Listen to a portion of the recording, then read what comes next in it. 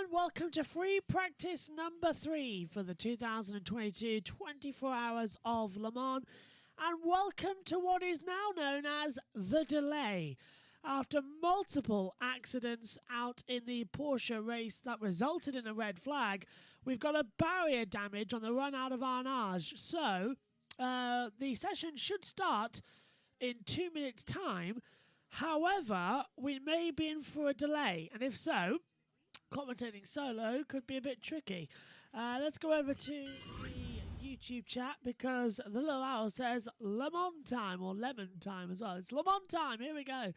It all starts right here, right now, of course, getting ready for this one. But keep your questions coming in because I'm going to feel like we're going to need them quite a lot over the next 3 hours of the session to get going as well. But the barrier repair vehicles are out there on the circuit as well, so let's hope we are green at some point in the session. And it looks like they might have actually repaired the barrier as well. And we can't seem to open the Le Mans app, which is difficult as well, which is where how things are. But I think we are going to go green because I'm being told in my ears that the track repair vehicles are going off track. So we are going to go green. Ignore the time remaining. It hasn't actually started yet, this session. It's just a glitch on the timing monitors, which is pretty much normal. Although Radio Le Mans seems to have nicked our idea of the timing screens because they've put exactly the same graphics on theirs that we have on ours as well. So that's a little bit unfortunate. But all fair in love and war. It's a lot more fun as well when we can all do it as well as they come through. But I'm looking at the monitor and I'm seeing the track. It looks like we've got a little bit of damage to one of the barriers, but it looks safe enough that we're going to go. So use the hashtag LeMans24 and hashtag Hagerty Radio Le Mans. That's the two tweets on side by side with each other as well to come through. Good morning, Joe. Let's listen to see if we're going to have anything from Eduardo Freitas, which will start the session. Because it's just going 2 o'clock and I'm not hearing any green flags or green lights at the end of the pit lane. So we have got a delay. Start is delayed. That's fantastic. Don't know if the session will be extended or they're reduced because we've got such a limited time zone between practice and the hyperpole. Let's take a look at the hypercar. 708 Glickenhaus Racing. They were very quick last night as well. 2 Toyotas still top the timesheets as well. But it's looking fast for Glickenhaus Racing to get up and have the opportunity to take the top honours here at Le Mans. And I have just had it confirmed over my earphones that we are in a big delay as well for the remainder. As we see some cars just having their adjustments going on down there. The 35 Ultimate team as well. The old French lineup with Ray brother, sister, and then as well going out there as well. So we'll just keep an eye out.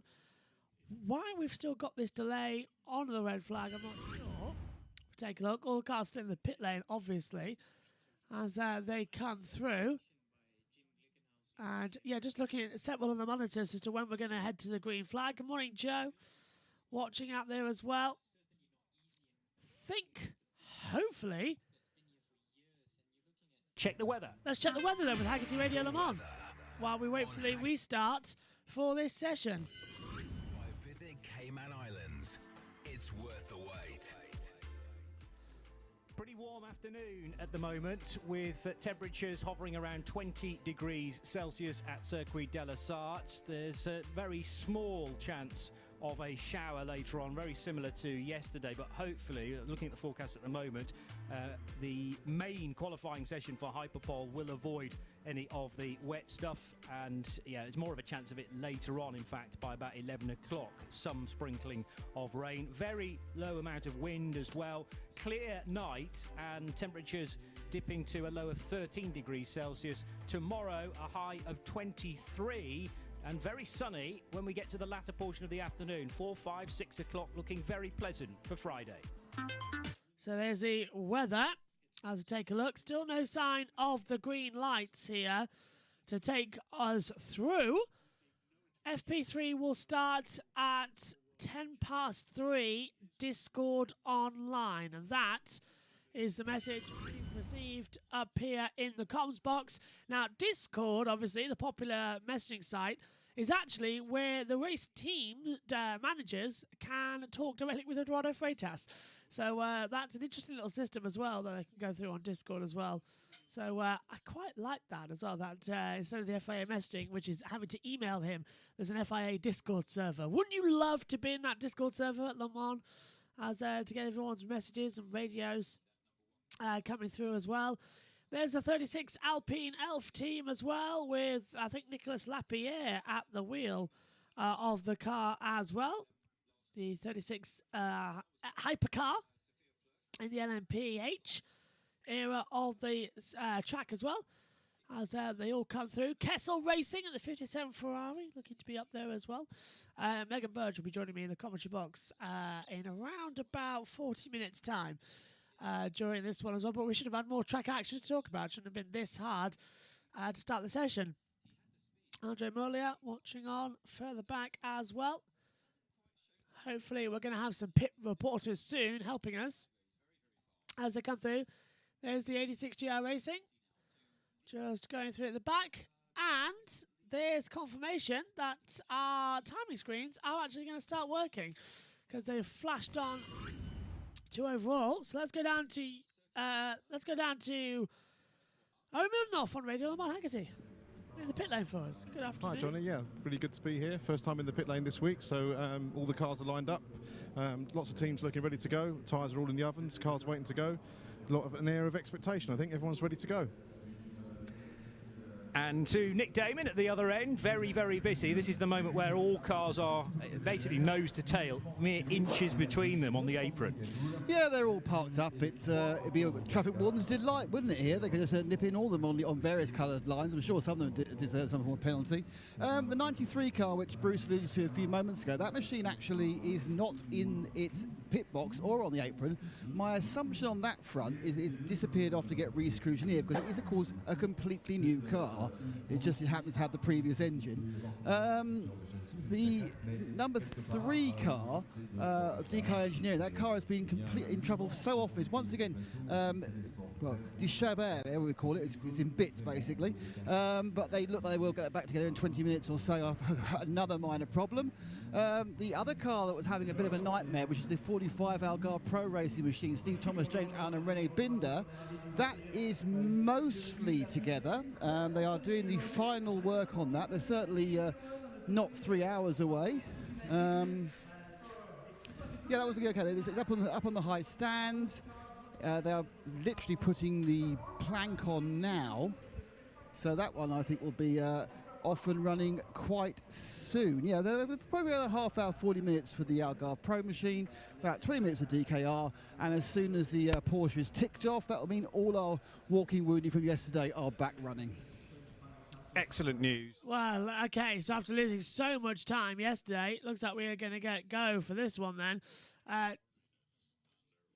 It's to open pit lane. Under 4 minutes to open pit exit. Due to So that's Eduardo Freitas telling us that the race is going to start on time in around about 4 minutes for this session, which is honestly one of the best news you can receive, especially in motorsport as they continue circulating. Just getting everything sorted, actually, where you can hopefully see me up here in the comms box, because we do know that there's been a bit of an issue with timings.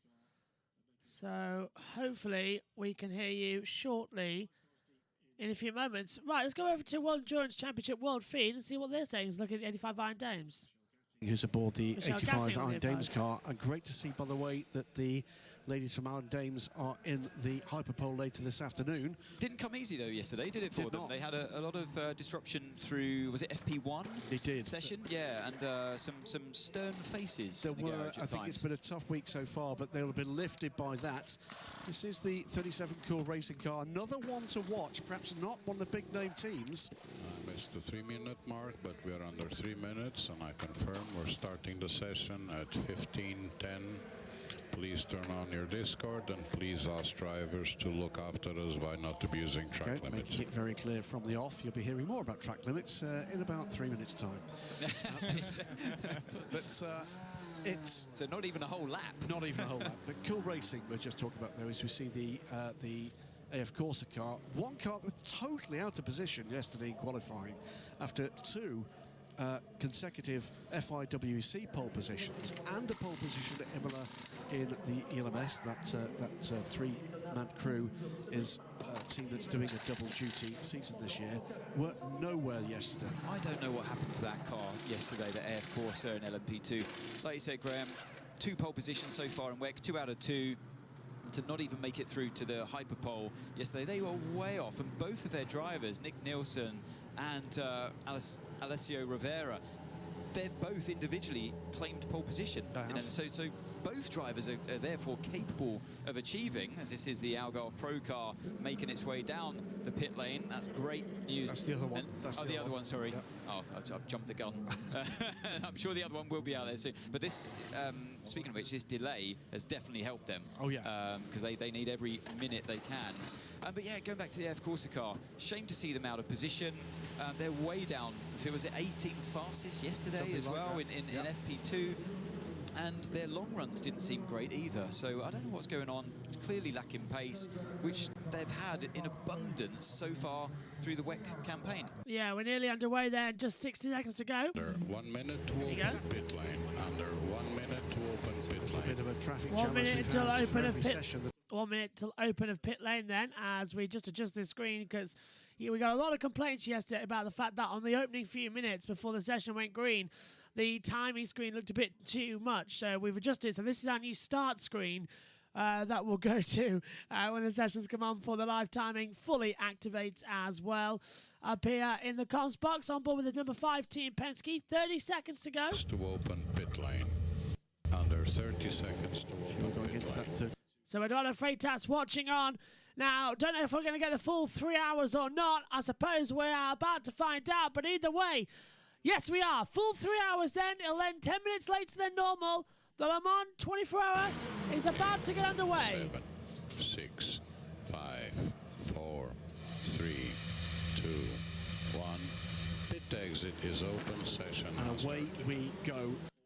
Free practice number 3 is underway here for the 90th running of the Le Mans 24-hour race, and they go onto the circuit. We've been delayed 10 minutes due to barrier repair after the crash in the Porsches, but finally we are underway and we are green. Fingers crossed, it's going to be quite an interesting session as well for everyone to head out there on the circuit, and they are going to remain calm and remain up there in some competitive times. Keep your fingers crossed that this is going to be a smooth session as well. Another 3 hours in the daylight. Later on, it'll be another 2 hours under the lights, meaning that they get 6 hours of practice in daytime. That's equivalent of one race normally. And they get a total of 4 hours in the evening. And then, of course, just 90 minutes of practice with the hour qualifying we had yesterday, the half an hour qualifying we're going to have today as well. Try to keep it as fair as possible, and they all head out on the circuit as well. John Heindale there on the tweet deck as well. There's an annoying fly buzzing around me up here in the comms box, but away we go then. Anyone going to have an opportunity to miss out on anything, as I've just scraped my finger on the track. Hey, look, this is new. We've got cameras down at the chicanes. Now, this never usually happens in a practice. Usually they're put up on Friday, but we've actually got cameras up down at the chicane area, the first chicane down the Mulsanne Straight. Now, do we have them down the rest, or is it just there? I'm happy with just one camera, so we don't have to use security cameras or CCTV like yesterday. So, thumbs up for that. Whoever decided, well, presumably the TV director decided to go out there and put it out there on the circuit. Anyway, cars leaving the pit lane now as well. So the first car out there is the LMP2, Richard Mille Racing as well. So that we just now start scrubbing around on the circuit before we'll head back up to main live timing on button 3, which is button 2 actually. Anyone who watched Button Moon might have thought the same thing as me there. Hello, cameras now down towards Arnage as well. So it looks like, finally, here at Le Mans, we don't have to wait until Saturday for the full camera setup. We've got them here today. Brilliant news. So cameras around the other half of the circuit. That's what we like to see. Proper Le Mans feeling for the next 3 hours. Because usually we don't get them until warm-up on Sunday. And then everyone's thinking, oh, well, this is rubbish. Because if they're in the wrong position or the right position, it creates drama. But all good now as they squeal down the back straightaway towards Indianapolis. One of the heaviest braking zones on the track as well is Indianapolis, but definitely one of the most fun as they swing through down out of Indianapolis. As all the action looking quite competitive out there. Right, pit stops as well, driver changes, as well as Michael Christensen has given way to Kevin Estre.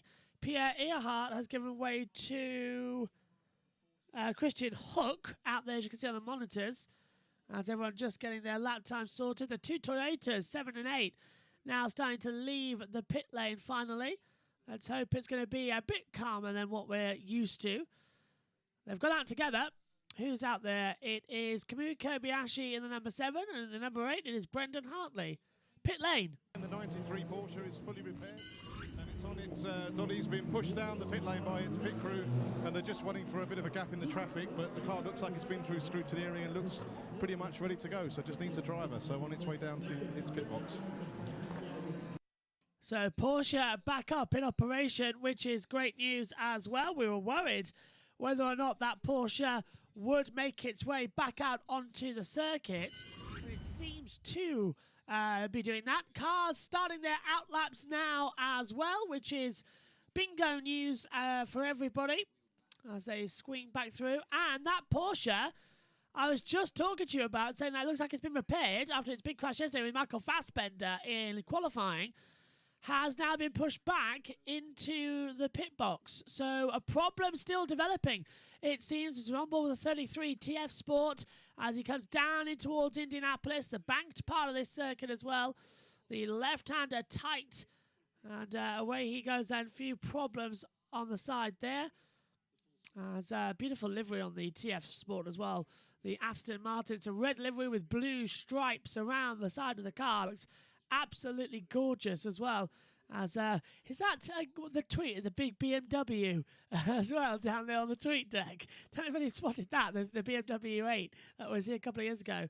Right, Damon's down in the pits from Legacy. Shone from that 93 car. Well, very, very busy day, wasn't it, yesterday for you? First of all, how is Michael? Is he okay after the accident? Yeah, Michael's totally fine. Obviously a little bit of stiffness and stuff, but nothing that can't be fixed with a little bit of time. And a completely new car for you to play with? That's correct. You know, sometimes new is better, and we're hoping for that today. I mean, when you take the car out onto the track in the next few laps, will you need to do a large amount of fine-tuning, or will the settings you had in the old car transfer over really easily? We hope that it should be pretty straightforward. Obviously, you know, Porsche builds great cars, and we've changed chassis before and gotten, you know, basically green from the start, so we're hoping for that again today. Obviously, we'll do a couple install laps and see if any extra changes are needed, but we're pretty confident that we can kind of plug and play from where we were. Thanks, Zach. Thank you. So that was Jacques Robichon as well on the 93 car as well. That Porsche has gone back into the pit lane, which is a disappointment. Cars are just setting their lap times nearly on their best, which means we can pop back up to the main screen shortly here. The first couple of minutes as well always has to be on this one while they set their best lap times. I think this will be our start camera as well for the Le Mans races. Side by side, the WRT 31 with Robin Freins at the wheel, just accelerating around some of the Porsches there, down at the back half of the track. Looks to me like it's going to be an okay situation then, as Freins' first sector is a 33.444, sector 2, a 155.238. He's midway through the third sector as he's approaching the Porsche curves. So this will be the benchmark time that everyone needs to go for. Is it the best? Well, we're about to find out as well. Keep your comments coming through as well across the next 3 hours of practice. Megan will be joining me in the comments box shortly. As now we see the 38 Jolter with Will Stevens at the wheel. First sector 33.776, second sector 155.940. So racing around the last couple of corners. There we go. Timing screen's back in operation in full. So it's a 3:32.994 for the real-time WRT to go fastest. Cool Racing as well. The 37 goes into second place as well on the monitors. So looking stronger for everyone. It seems out there on the track, as we'll press 3 and take a look at the full timings as well. Good morning, as I said, to Joe Samaniego and to the Little Owl as well. Real time looking good as they come through. Get in touch using the at Joshua Birch 99 on Twitter and Instagram as well. So there's the race control messages back in full screen now. It's good to see a complete build up as well on the tweet deck as well. Full information that you need in this third session. So overall then LMP2, real time by WRT, the 41's fastest, 37 Cool Racing second, the 39 Graph Racing third, 38 Jolter fourth, 35 Ultimate fifth, 28 Jolter sixth, the 5 Penske is in 7th. The 13 TDS X Valente is running in 8th position at the moment as we're on board with the number 8 Toyota down into the second chicane of Arnage before heading back into the Mulsanne corner as well. Flat out downhill to that last sector. Looks absolutely fantastic. And being told that Porsche is back out on the track finally. So one more with Brendan Hartley. And a lot of information coming through at the moment that Hartley's actually reporting a few problems with the car. The tyres aren't up to temperature as things stand. So Kobayashi is the one to watch. He was a second faster in that first sector, was Kobayashi. Is it the same in the second? Yes, it is. So Hartley's tyres aren't up to temperature yet, as Kobayashi is looking good to go for some more action out here on the circuit. As they run back around. So down to the second half, this is always a tricky opportunity and a tricky circuit as well to have the advantage and to have everyone going round. So this is it, the corner names then.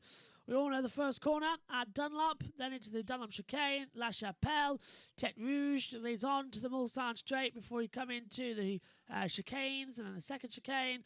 Then the Mulsanne, down the hill as well to Indianapolis, Arnage, down the Mulsanne, into the Porsche curves, into the S's, the Corvette S's as well, then swing down, and then to the Ford chicane, and then the last corner of Crudamont. We have got a yellow out on the circuit, and as quickly as it comes in, it goes within 7 seconds. So green flag back out on the circuit.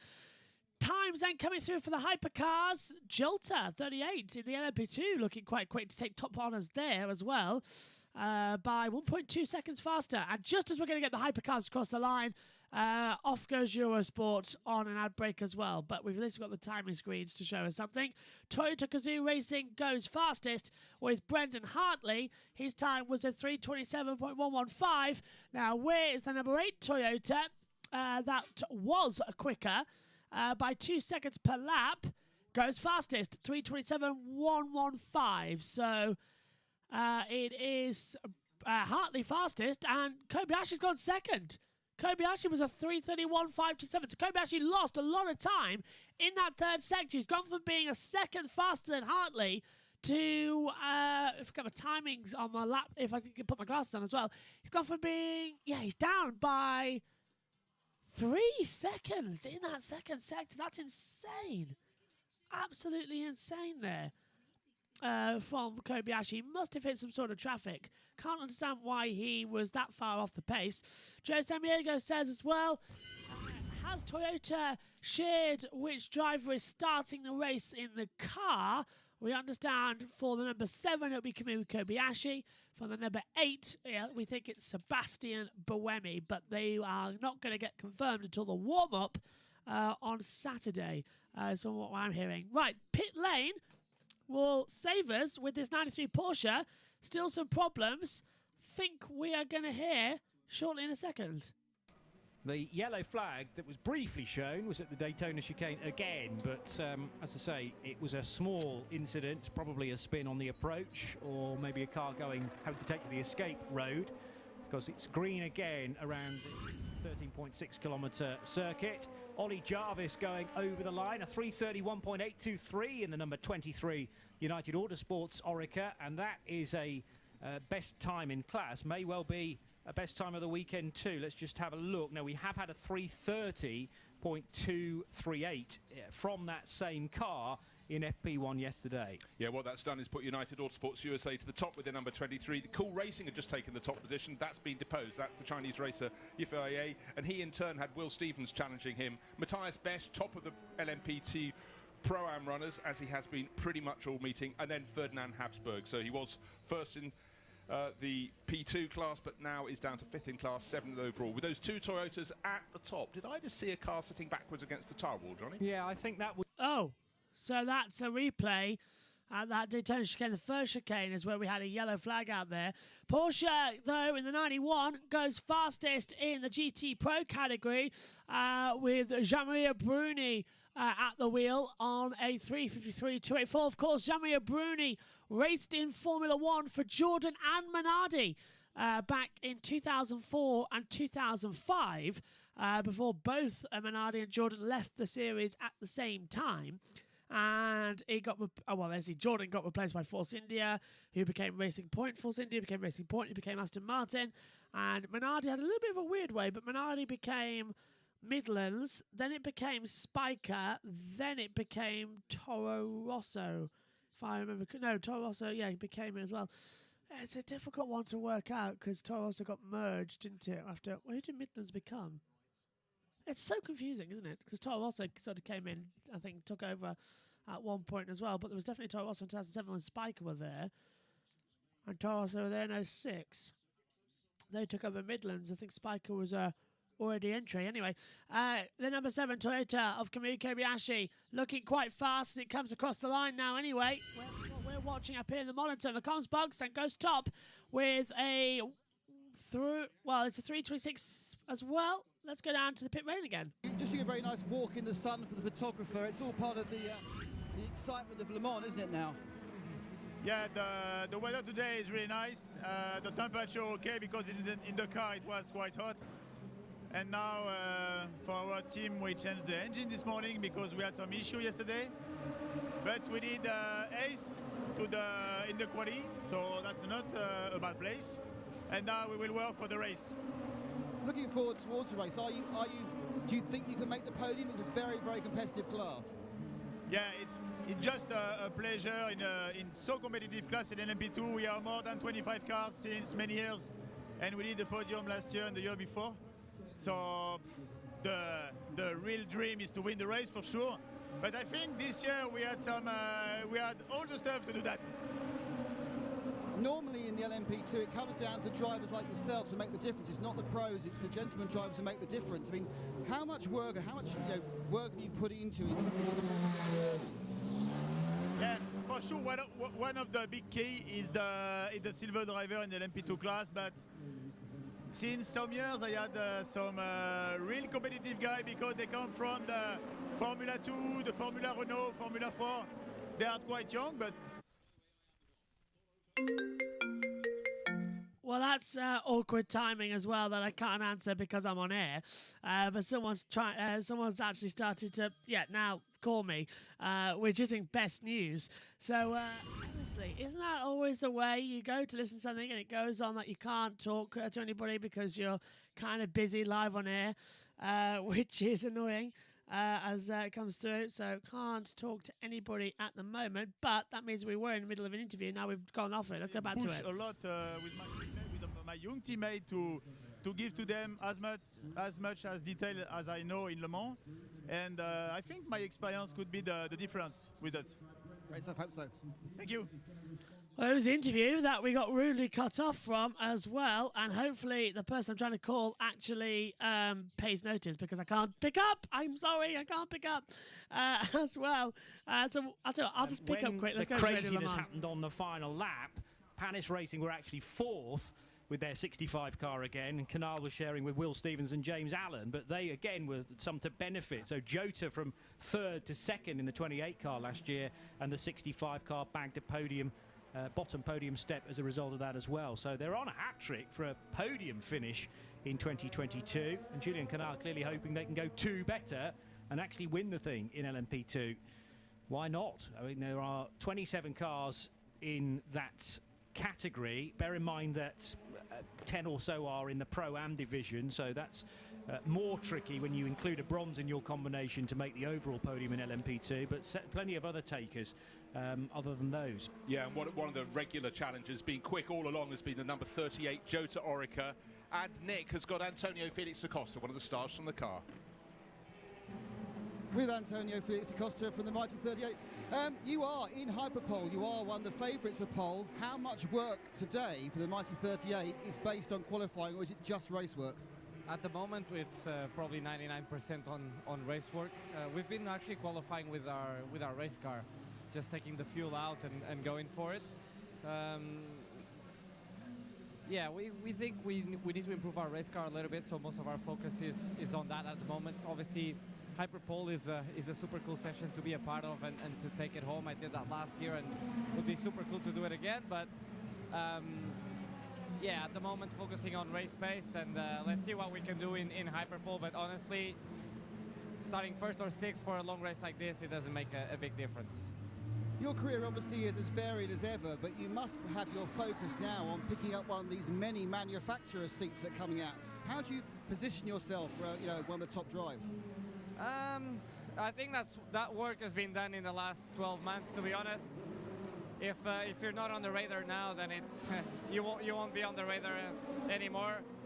Luckily for me, that's been working out well, and hopefully we can make something happen for next year. So, do you actually know who you're driving for next year? Yes. Well, I'll ask you. You're going to tell me? I won't. No. Thanks, Antonio. Thank you.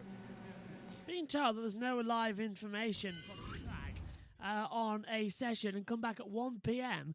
On the 8th, which is yesterday. So I don't know what on earth the timing screen's thinking of, but that Le Mans app is broken, which is always a positive. Anyway, good news is I've dealt with the phone call.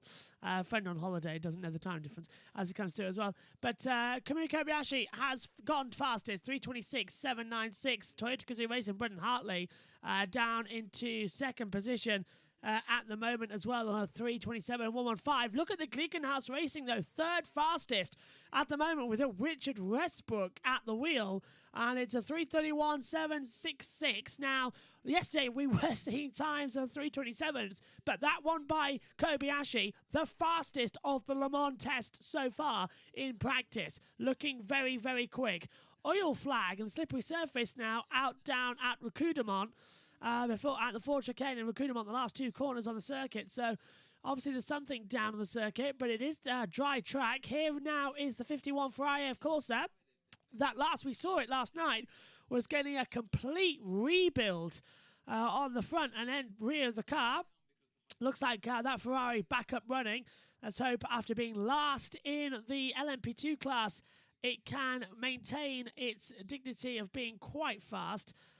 Here today. It's currently 43rd overall, I believe, so let's see what the time's going to be.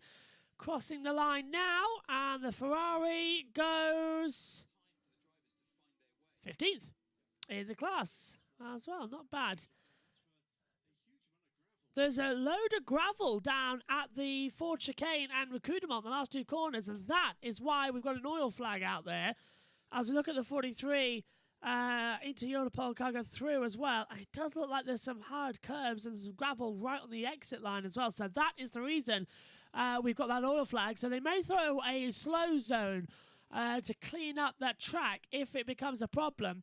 Glickenhaus Racing, Richard Westbrook has set a new fastest time out there as well on a 3:30.012. So slowly closing down on the times needed to have a big improvement. But 2 hours 38 to go with 21 minutes down on the times at the moment. Hypercars improving. Kobayashi's back in the pit lane. There's the 36 Elf Alpine Elf team as well. And that Alpine been very much off the pace here at Le Mans, needs to improve. And of course, we would have had Peugeot back here this weekend if it wasn't for the fact that their car still isn't ready. Peugeot making their debut in the World Endurance Championship next time out at the 6 hours of Monza. So that's a disappointment not to see them here at Le Mans, but they will be here next year along with a load of other drivers as well. Right, think we're going to have an update on what's been happening in the session so far, but I'm not entirely too sure because the session was delayed. We've only been running 20 fastest. Free practice 3 have already elapsed, and we are running 10 minutes late because of a red flag in a previous race prior to FP3, but at the moment all indications are that we run the full 3 hours and therefore to 6:10. In the pit lane, the fastest car, the number 7 Toyota GR010 Hybrid with Kamui Kobayashi last at the wheel, and his time of 3:26.796, actually faster than the provisional pole position time. Remember, of course, all times from yesterday's qualifying, if you made the top 6 and therefore hyperpole, are effectively wiped. And we start again for the front 3 rows in each of the 4 classes at 8 o'clock tonight. But nevertheless, that's an impressive time of 3:26.796 in the new hypercar machines that came into being last year. Second fastest is the number 8 Brendan Hartley Toyota sister machine at Gazoo Racing, and a 3:27.115 is the time for the 8 car. 7:09 is the Glickenhaus 007 LMH, driven by Richard Westbrook. A 3:30.012 has just been set by the Brit. And in the 36 Alpine Elf Team A480, Mathieu Vaxivière has just done a 3:31.015, and that's a personal best for the 36 car too. In 5th position, the best of the LMP2s is Ollie Jarvis's United Autosports Oreca with a time of a 3:31.823. Second fastest in LMP2, although in the pit lane, Yifei Ye's Cool Racing Oreca 07, number 37, 3:32.0. The Jota 38, last driven by Will Stevens, is third quickest in LMP2 at 3:32.1.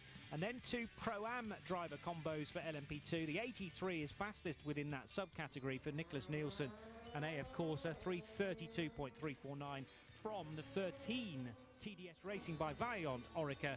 Matthias Besch last in the car. He did a 3:32.384, and that car is now on an outlap. That's great to hear then, as well as we're on board at the moment with the number 8 Toyota coming in the pits, number 36 Alpine Elf, and the 708 Glickenhaus Racing as well as they scroll back down. Let's take a look at GTE Pro, because Taylor has just set the fastest time in the 63 Corvette and has gone fastest.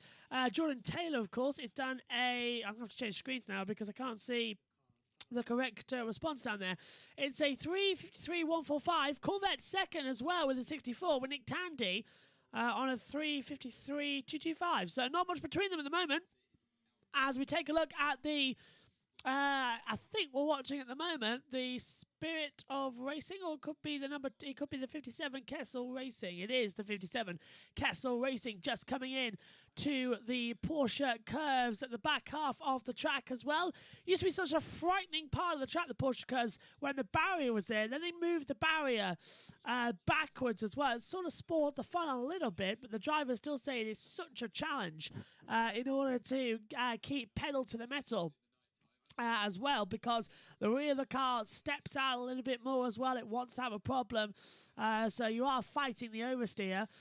Here he goes then, Kessel Racing with Jensen at the wheel as he comes out of the last corner, 13th overall at the moment in the GTE Pro Am category, and stays exactly where he is in position, last overall in the Am category.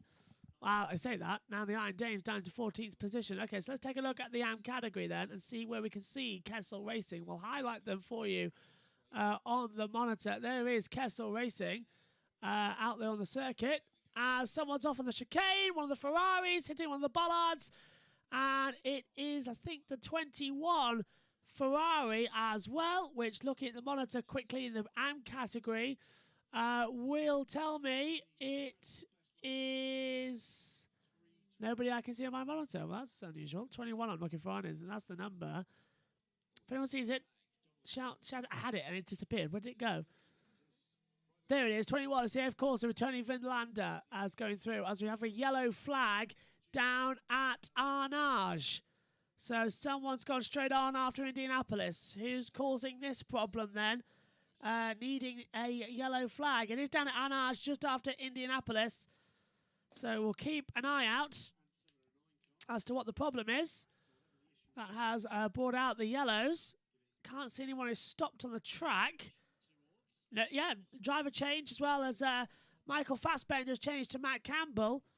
Oh, and prepare for slow zone, as I think they're 32. The LMP2 has run out. The Team WRT, so the top runners were top runners now have dropped down into 18th overall and 13th in class. Coming into Arnage, turns in, front locks up and hits the gravel. And that point is a passenger, and he has just lightly touched the wall. So a slow zone is now in effect down at zone 6, which is at Arnage, Indianapolis. So that's really going to spoil everybody's times. I thought they were going to have a better idea, but no, slow zone in effect. And look at it, actually, this part of the slow zone, it starts at Indianapolis and ends just after Arnage, and get right up to speed when the straight line is there on the circuit as well. And Arnage is down here somewhere on the track. I need a map that I can put in the background and point out to you where it is on the circuit. I think that's what I need, don't you? I need to like a full-on commentary camera and then a white track map or something like that, just a colour that stands out, and I can point to you where the slow zones are on the circuit. I think that's a good idea, like on a green screen situation as well, or something like that. But I need to be able to point to you where it is on the circuit, the yellows, as well. As the guns are getting a little bit of repairment there, one of the wheel guns down there at Corvette Racing, and now a shock absorber it is actually. I thought it was a wheel gun, it's a shock absorber on the front there. So they're tightening up the spring suspensions on the shocks to make sure it keeps through. It looks like they had a spanner on it, and they were hammering the other end of it with another spanner.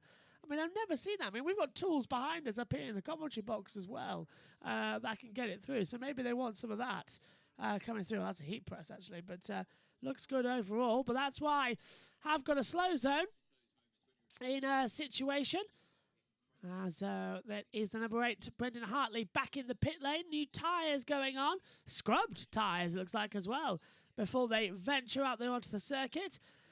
Well, I'd rather take some scrubbed tyres out there at the moment. Save as many new sets as you can for the race. It's going to be baking hot. There is weather incoming, maybe for Hypercar.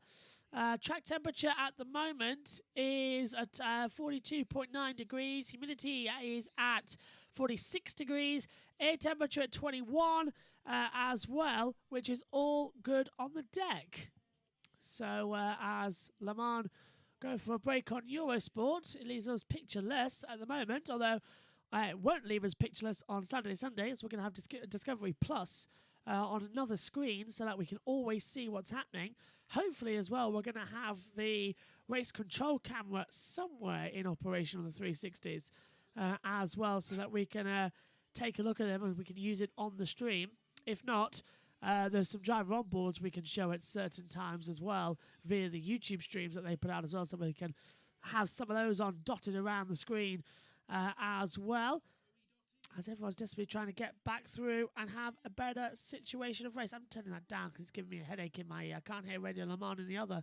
This one I've got the world feed. This one I've got Radio Le Mans to come forward. But yeah, slow zone in effect. Yellow flag is the call as things stand as well. But it is Toyota Gazoo Racing 1-2 at the moment, as out on the track comes Brendan Hartley once again.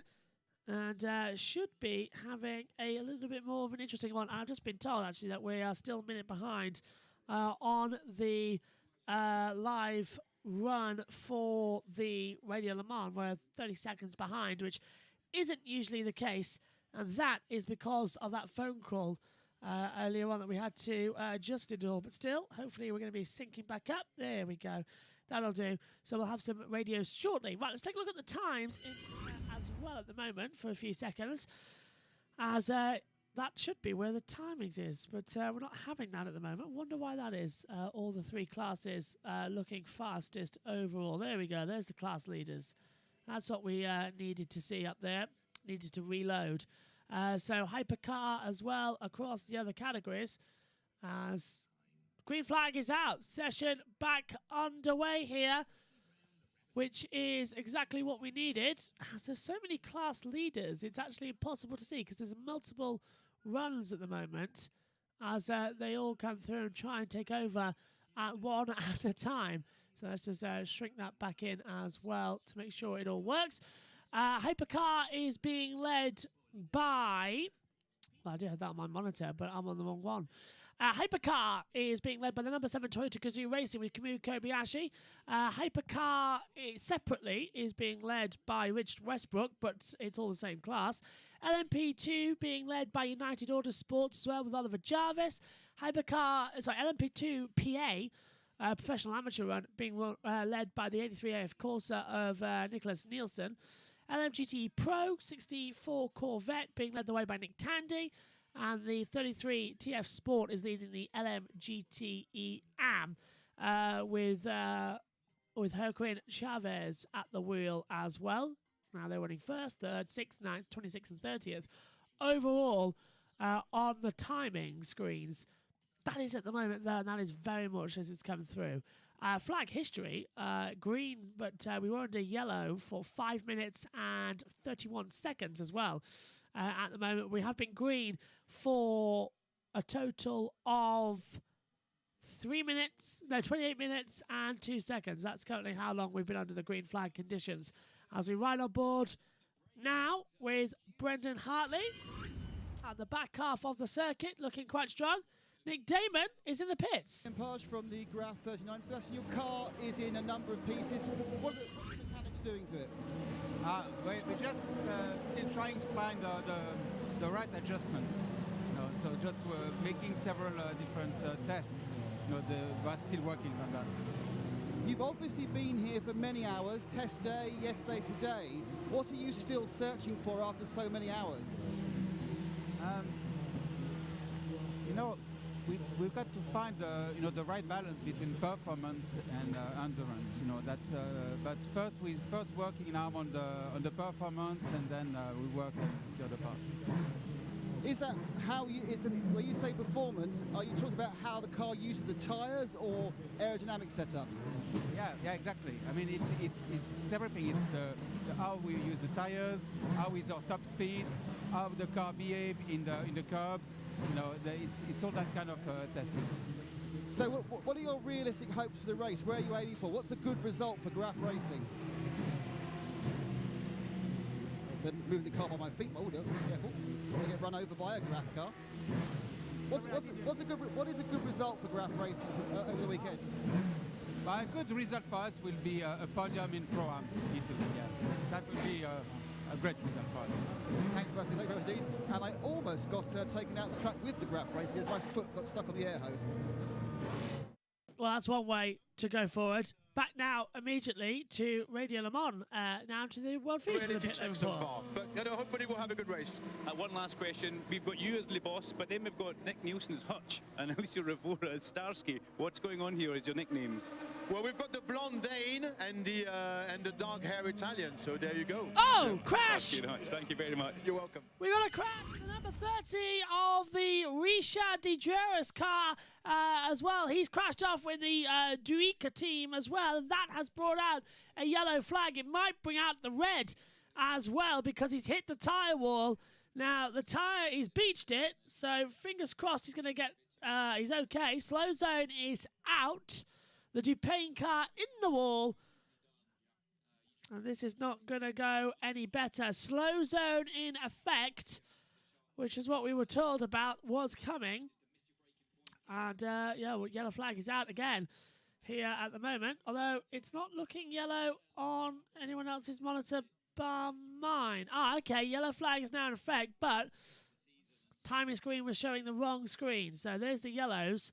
So we were green on that monitor, but yellow everywhere else. As there's some work going on in the back at the 31 squad as well. And slow zone, I think, is in effect now down at Indianapolis and Arnage. So that's at Indianapolis where the 30 cars got off. Here's the CCTV camera. Oh, and he's damaged the right front massively. Suspension's off as well. And slow zone in effect, I believe. Eduardo Freitas watching on, ready to get going. I've got no confirmation that a slow zone's out there. I've just got yellows at the moment, but surely they can't keep it through. That tyre badge damage would be a lengthy red. So we'll keep an eye out on what is going on. Toyota lead at the moment, they're in the hypercar. As the marshals are on the phone, to race control then Eduardo Freitas, saying, what do I need to do? What can I do? Out there, which situation's quicker, which isn't. As we're on board with the Penske's, let's hope the red flag doesn't go out, because it's slow zoned. Okay, so slow zone in effect at the back of the track then, down at Indianapolis and Arnage, which was kind of obviously going to be needed, unfortunately, after what we just saw, as the number 7 Toyota is leading the way. Number 8 Toyota GR, the Gazoo Racing second, 7 and 9, and 7 and 8. Glickenhaus is third and fourth. Alpine fifth overall. Just quicker than the United 23 squad. Duncan's in the pits. Yeah, Graham, I don't know what the temperature is on your television screen, but right now the sun has been out from behind the clouds for quite some time, and the temperature down here is extremely high. Now, Philippe Albuquerque did say that he was going to have to chase the weather all the way through. Does that mean that they have to, Anthony can answer this, does that mean they have to alter pressures on the tyres? Is there different compounds of tyres they can use? Well, they would have seen, although maybe not quite as high a temperature as what we're seeing right now. But you should be aware at this point, they had the night running yesterday, the coldest conditions they've experienced, and then you've got as a comparison where they have been. So yeah, we're looking at the temps now of track temperature at 41.6 degrees Celsius, air temp at 20.8. So it has been a little bit hotter than this air temp wise, but I think the circuit temp, because of that sun beating down on that dark surface, it's absorbing all that heat, and therefore the tyres will be finding it pretty tough going. So they would have built up a bit of a database now in this stage of the proceeding, and therefore they know what to do with the car, and also what to expect from the car. And we just see. Yeah, they're just craning away the 30 car now as well, and it's properly destroyed. I hate to say properly destroyed, but it is. The front end of that car has been ripped to shreds as well. The wheels sort of gone back in to the monocoque as well. It's brought all the carbon fibre forward as well, so it's a right on mess down there. Definitely new suspension, obviously. If it's punctured the tub, that could be a whole car change as well. So they've got to really get up there. And on a weekend where you haven't got many spares either, because you don't know what's going to happen during the Le Mans race itself, it's going to be a bit tricky. So it's going to be difficult. If it's punctured the tub, the car's scrap. If it isn't, then it's okay. But slow zone is going to be reactivated shortly and go green. And looking at that, actually, it looks like the tub might be okay, so the 30 car might just get away with that one. Is the driver still in the car? Yes, he is. He's been craned away in the car, so that's quite frightening, as there's the teams watching on at all the security monitors around the circuit, and they can see where he is. That's the Corvette Racing watching on, thinking, what on earth did you do that one for? 64 Corvette, I think, down in... well, Hypercar, and the LMGs are on a bit different screens. So, yeah, the pros are down there. 64 Corvette is indeed leading the way. I should really actually employ my timing screens better to have a look at the GTE Pro and AM categories more. There we go. It's easier now because on one screen I've got GTE Pro and AM. On the other, I've got the Hypercar and LMP2s. So that's quite easy to work out who is where. Spirit of Race just leaving the pit lane as well at the moment in the 71 squads. We'll keep an eye on those throughout the race. And the setup as they head down the back straight away. Coming through. Hello to Josh. Says, has Megan left you again?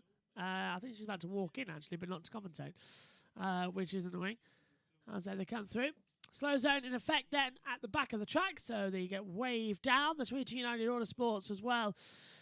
Down at the moment, if I'm correct, in the 7th position overall in class, where their teammates at the 23 lead the way at the moment as well on a 3:31.823. As that slow zone in effect all the way from the Mulsanne corner and to the end of Arnage.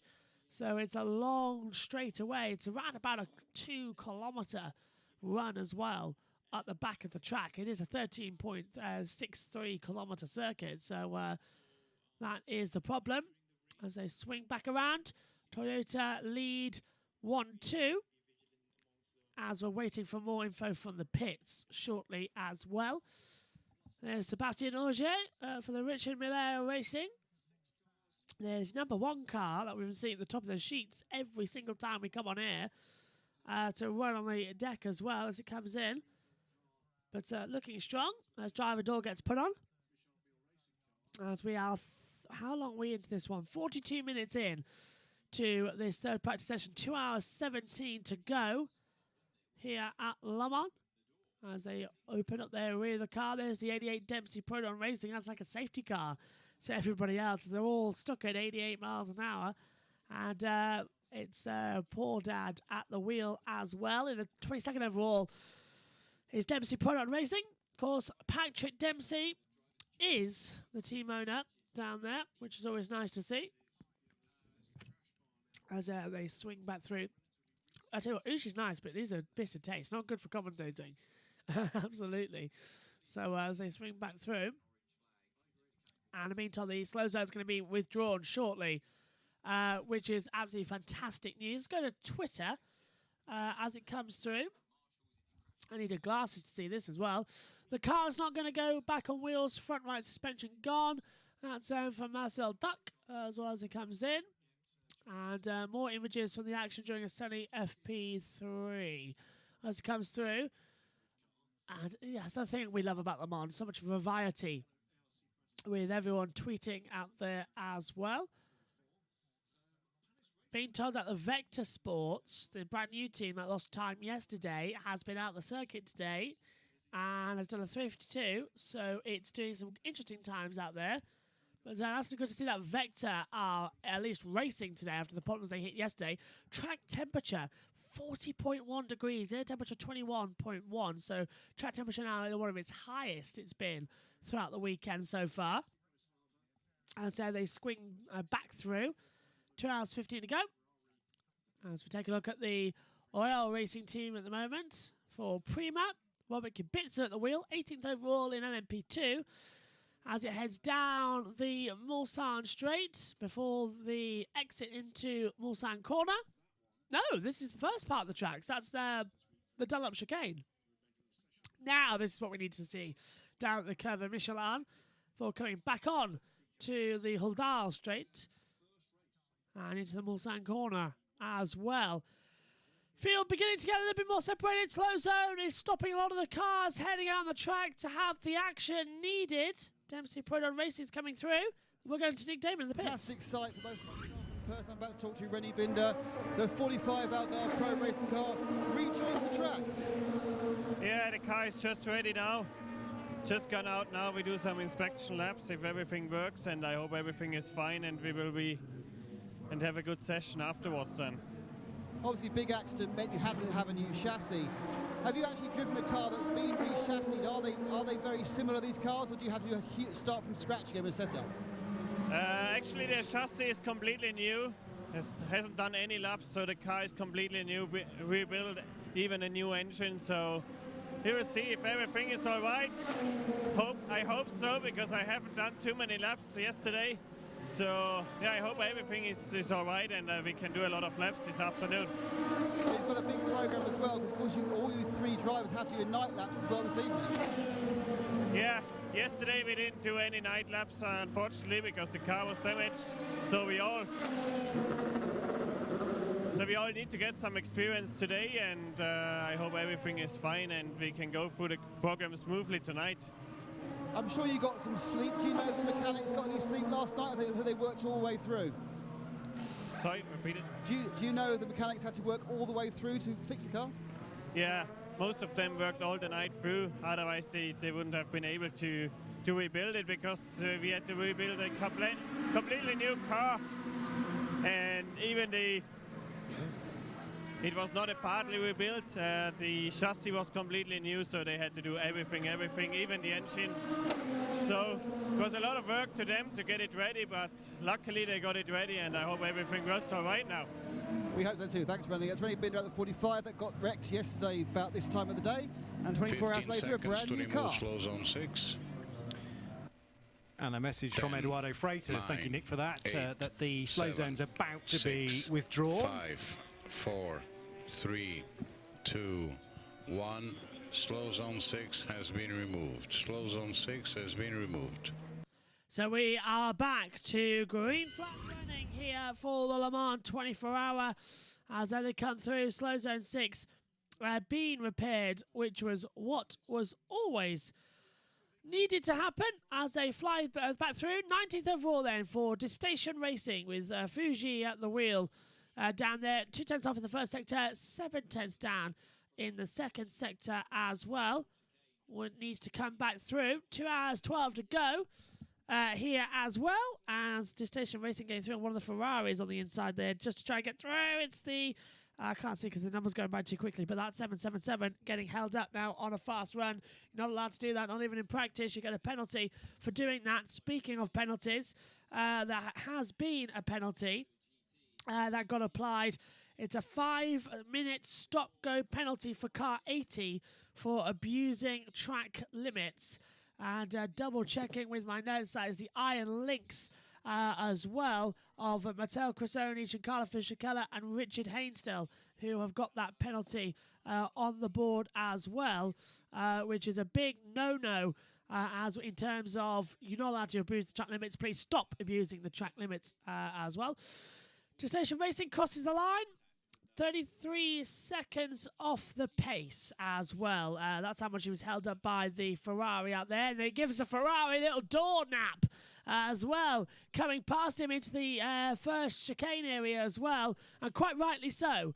The Iron Dames on a lap time now, the 85 as well in the Ferrari AF Corsa as they circulate then. Iron Dames, the all-Italian team with the all-female driver lineup as they fly through the Porsche curves. Michelle Gatting at the wheel. She looks absolutely fantastic through that part of the track as well. Held in the car well as he swings back through in towards the Ford chicane area of the circuit before the last corner at Recruitment as well. So this is now past the pit entrance. First chicane, the Ford chicane, flying into it now. Second part of the chicane, the last corner is Recruitment. And then out across the line. 14th overall in class at the moment for the AM category. The Iron Dames go across with 2 seconds off the pace, not improving on time. So they're on race strategy runs now, it looks like, as well, which is interesting points.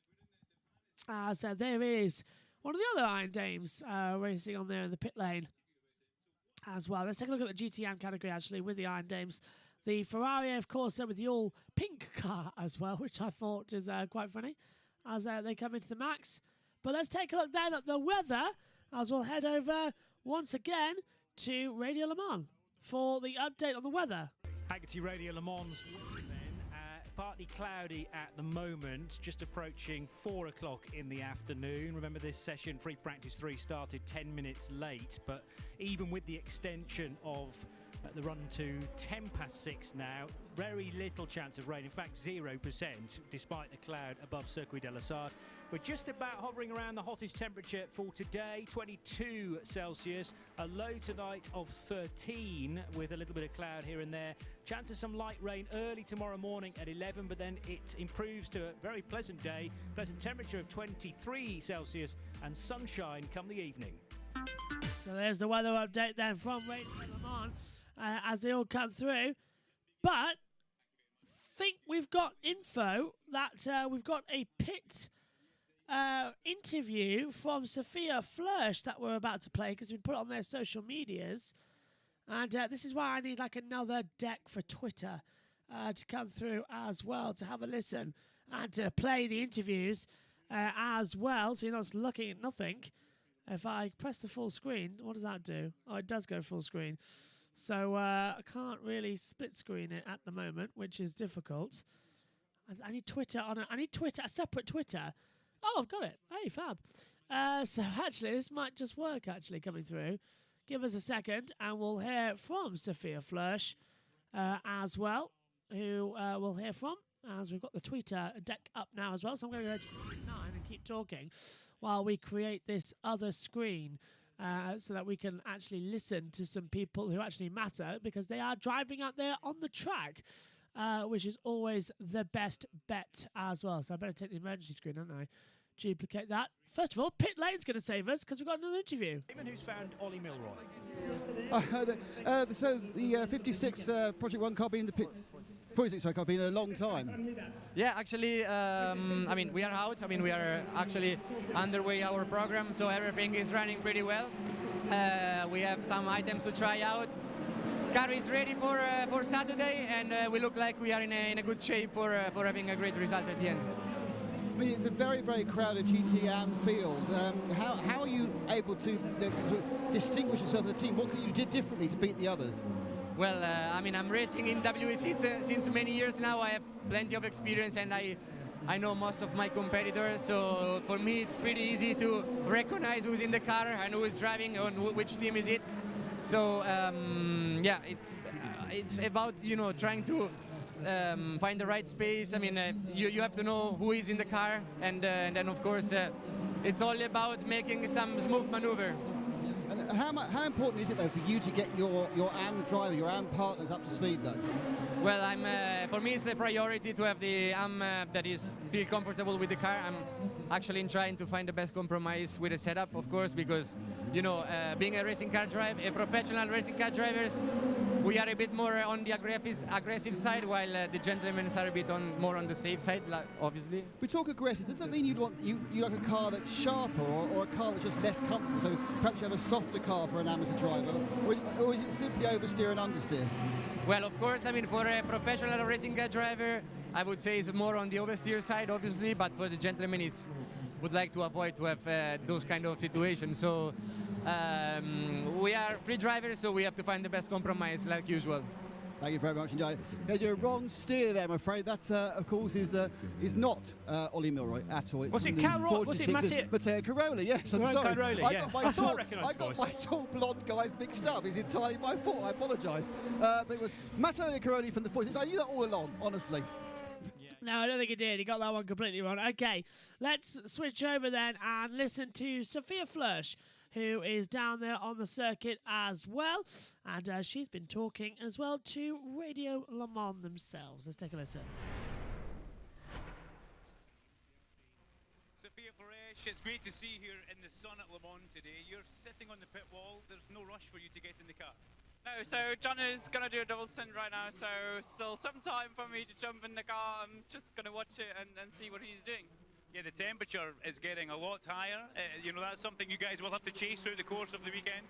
Yeah, I mean, compared to Sunday, the test day, and also yesterday, it's getting warmer and warmer, and apparently on Saturday and Sunday it's supposed to be 28 degrees, so there's a switch in temperatures, but it's good. I mean, everyone will have to adapt. It's the same for everyone, so yeah, sun is good. Now, qualifying was quite difficult for you. What exactly didn't work? Well, I mean, check the quali, and the quickest lap, which was normally putting us to P7, got deleted because of track limits. So, and then it was just, a lot of unluck with red flag and the rain coming. So, just P21 for us, which is a shame because there was more in, but that's racing, and we have a long race coming up, so it's not that bad. Thank you very much. Now, it's all about being very comfortable. If you can just have a look down at the shoes here. That's Sophia pre-stint. Thank you. Well, I mean, I still have like 1 hour to go, and I call it passion. Let's make it a trend, so yeah. Thank you. Thanks. That's brilliant then, and we'll hear from Radio Le Mans as well on their Twitter as well, giving us all the information throughout the broadcast. 2 hours, 4 minutes to go then here for this session. And again, more information that we can get, the better. Everything we can share to you is absolutely fantastic as well. So that interview coming shortly before that. And also now we've got their tweet deck open as well on a specific page. We can jump to their Twitter as well. But obviously I don't want to be on camera when the interviews are on. So that's the little battle cam we've got going on. Hopefully we might try and fix it up actually so it's a little bit different, like adding the messages in or something like that. Anyway, we've got three abreast battle coming into the back half of the circuit, as well as Vaxiviere in the Alpine Elf as well, trying to navigate several of the cars. He's a second down at the moment, which is not good at all because his own best time is a third fastest run on a 3:29.259. Is that what he's done now? No, it hasn't. So Alpine going to third position. Last lap was a 32.184 as he's just crossed the line now to give that time. Not bad. Keep it up. Fingers crossed we'll have an interesting run for qualifying. We are back to green. We did have a brief yellow as Rennie Rast has given way to Sean Galal, the 31 car squad. And Sean Galal has left the pit lane, which is great news. Now, I say great news, but I can't hear Radio Le Mans which is difficult if there's a pit reporter going in as well that I need to hear, because if you don't hear something, I'm not knowing anything either as they come through. And we have got a car. That's the third. That's the 30 still stopped there at the moment out on the track, as you can see. That's what the little stop says down at the bottom. If we highlight it for you so you can see, the number 20 car has stopped out there on the circuit as they come through. Think we've got a pit stop interview coming up shortly from Radio Le Mans, but hopefully everyone's going to have an interesting situation that we've got coming up, because a lot of action out there. TweetDeck looking quite good. What's this we're seeing here? This tweet's caught my eye here. Special shot for Iron Dames AF Corse at Le Mans. And that is a great shot through the Armco of the barrier. Look at that. That's better. It's better on the monitor on the screen. So that's through the barrier there. So definitely worth a tweet like there to come through from Sala Stampa Racing as well. So that's a fantastic run as well. They come through. Hearing the Italian jump music in my ear there as well on days like this, which is definitely what I think. If it wasn't Italian, it would be a great introduction for the Le Mans race. But of course, hopefully everyone, like I am, watching the Le Mans 66 movie tomorrow evening. I definitely am. I'll be watching the Le Mans 66 movie as well. Cal Shelby with a great legacy that he left for the sport as well. And Ken Miles, who can forget him? What a guy. Even more impressive off track than he's made in the film as well was Ken Miles. Legend in endurance racing, a legend just in racing as well. Right, Nick's in the pits. The 44 Art Bratislava is next door to the 74 Riley Motorsports, and while one is a P2 car and one is a GTE Pro, the one thing they have in common is both of them are still on the high stands after an hour of running of this afternoon practice session. I get the impression that Riley is actually not that bothered. I'm just wondering, because they're not in Hyperpole, being the 7th and therefore not in Hyperpole car for GT Pro. Perhaps they're just thinking about limited running. They don't look particularly bothered at all about getting the car out there. I say, on the contrary, Art Bratislava have got many mechanics trying to build all sorts of bits together, and they've obviously had to strip the car down completely and now rebuilding it. The plank's just gone on, the pontoons on both sides are on, so they're probably going to be, I would think, within half an hour. But obviously to lose as much time when they want to be out there is a problem. So you've got a little kind of double garage of problems here. But one's bothered and one's not. Thanks down in the pit lane to come through and tell us more information. Do keep it up. Now the Corvette Racing has heading back out onto the circuit. And I'm going to put the screen too to see that from where Sophia Flörsch was. But there you can see the Corvette Racing heading out then, and the tweet reads, FP3 is underway. Both Jordan Taylor and Nick Tandy have done their install laps and are on their baseline runs. These are today's first steps towards finding race setup for Saturday and Sunday. And as you can see, all new tyres getting put on the cars there as well. A lot of more action, a lot more anticipation. Of course, with that pit stop, reminder, when the fuel going in, they're only allowed the fuel mechanic to put it in the car. And then as soon as that fuel line is clear, only two mechanics can work on the car around there to do the pit stops. So that explains that down there as well. So take a look at it again. So watch, the fuel goes in, and then the tyres get put on. It's a very specific rule that is only allowed in Le Mans as well. It's a little fact that I'd like to point out there. And we'll see it hopefully more during pit stops throughout the weekend. But definitely going to be keeping this open as well, because I'll get a notification every time 24 Hour of Le Mans gets a tweet. I know TweetDeck's handy to have that open on their side of things, but it gets incredibly tricky when we're trying to do two battle screens at once. Either way, here is on board one of the LMP2 cars at the back of the circuit. This is the, can't tell because it's not in the monitor situations, it's the P2 car, but that doesn't tell us anything because the numbers aren't in the correct place. So can't recognise the livery as it heads back as well. Being told it's the real time of WRT, but that was running into problems earlier on in the broadcast. So we'll keep an eye on that one as they head down the back straight away. 2 hours to go here as well. We are 1 hour and 2 minutes in to this Le Mans 24-hour session as they scroll down Just to double check there. I thought my timer screen was behind the TV pictures. It's never happened before. Look who's top though in LMP2. Joshua Pearson at the control of the United Autosports USA squad, car 23. The youngest ever driver in Le Mans at 16 years old, 3 months and 18 days he will be when the green flag flies as well, or the tricolor flies as well on Saturday afternoon. Hopefully it's going to be good for the start of the 90th running of Le Mans. We'll have the commentary team coming in. Megan is actually going to join me for half an hour. So Megan will be joining me sporadically throughout the day as well. I know Josh has just seen that I'm not doing anything today, so I'm around if I'm available if needed. Might drag you in, Josh, yeah, so be prepared. But after what you did last night, I don't want to interrupt you if you're busy. But we'll drag you in. Or hopefully we'll have you tomorrow as well. Now, what is this? Some customer racing as well. That is getting the tweets out on the deck. Feels like we constantly need some racing here as well. Argyle International just getting retweets. Oh, several retweets at the moment. And this is something that I've just noticed on the tweet deck. I need a button for this.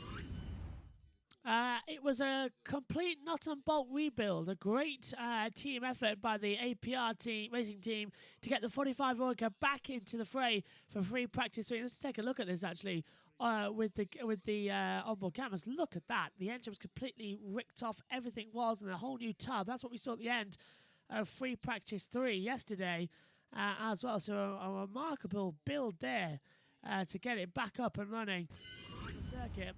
Need to get a button for that screen because I've got. I think I can just put it on number 8.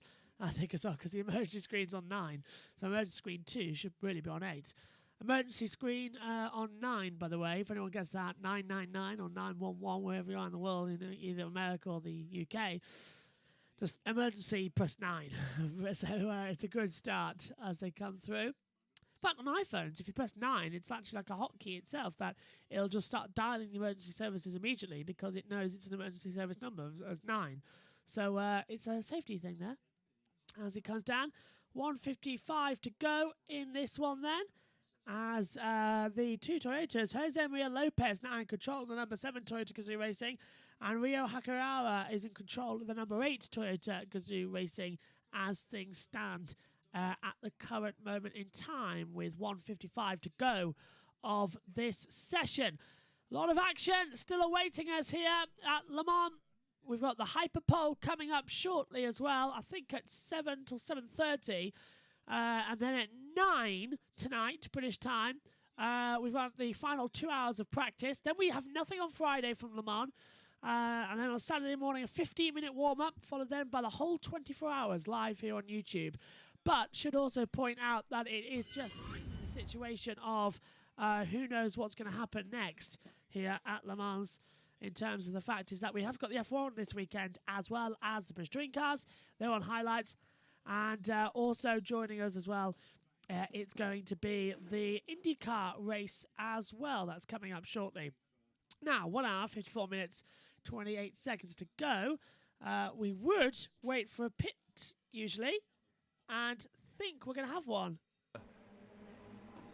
Well, Algarve Pro Racing, James Allen has moved up the charts. Finally, this is the car brand new, built overnight after yesterday's shunt for Stephen Thomas, up to 21st in class, therefore 6 cars behind it in LMP2, 27 cars in all, 26 of them are Orecas, and just that Ligier, which is continues in 25th in class, because we've still got 2 other cars in the LMP class that haven't set a flying lap. The ARC Bratislava number 44, and Julian Canal for Panis Racing, his car still in the pit lane. Nick talked to him at the start of the session, engine change going on there, but the session is moving on. We've done more than an hour and 54 minutes remaining in this 3-hour free practice session number 3. So some of the teams that have been having problems are now starting to get them sorted.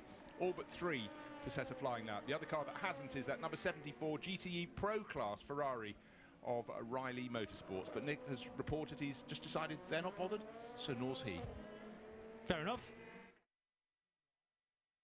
Join the commentary team as well, and I'm sure you might hear her chewing, but if I press the button for 2. Hello, Megan. How are you doing? Stressed. Yeah. No, I might thought you were, but looking forward to Le Mans this weekend? I honestly don't know anymore. As a distraction, then you're looking forward to it? it's not really distracting. More of something else on top of everything else, and I feel like Breathe. college is hard. You just got in about, what, an hour ago? It's 17 minutes past 3. No, less than that. Less than an hour. Less than an hour. As well as it comes through. Yeah, that was the last one, by the way. Last paprika. Yeah. Oh, because Megan's given me a paprika thing of Pringles. So they'll last throughout the rest of the day. Up here in the comments box. Did you not go to McCall's? I thought you said you were going to, not McCall's, Co-op. I didn't have time. Well, it's Le Mans this weekend as well, which is always a good stuff as it comes through. Morning, Joe. Morning, Joe. Sammy Hager says hello out there as well on the YouTube stream. But we're just waiting for some more pit reporting news that isn't actually turning up at the moment because we thought it would, but it hasn't. Track temperature 40.6 degrees as well. Air temperature 21.2. As I'm sure you don't mind that me and Megan look a little bit odd sitting down, but we're so out of position. But there's so much around us that hopefully it doesn't really make a difference as we just take a seat after, a little bit further down seat after little bit. So hopefully it's going to be all right. Megan's with us, I think, for half an hour, aren't you? Yeah, nodding your head. And then, every half hour or so? It's half hour on, half hour off, half hour on. When I don't feel like my head wants to explode. You're in hypercar though, aren't you? The hyperpole, the How long is that? half hour. I can do Oh, that. sorry, pit lane, Ben Barker. How are you approaching Can today Josh do with the free various practice? Today is all about just getting the balance right. We've still got some various checks to do with tyres and, checking the temperature of the track and making sure the tyre's operating in a good operating window. So we're just going through the motions, ticking the boxes, and just getting as comfortable as we can be and as confident as we can be going into Saturday. There's was it 23 GTMs? I've asked a couple of. How can you differentiate yourself amongst all the other teams? We've all got one professional driver and two good gentlemen or gentlewomen. Well, it's hard, and ultimately time will tell.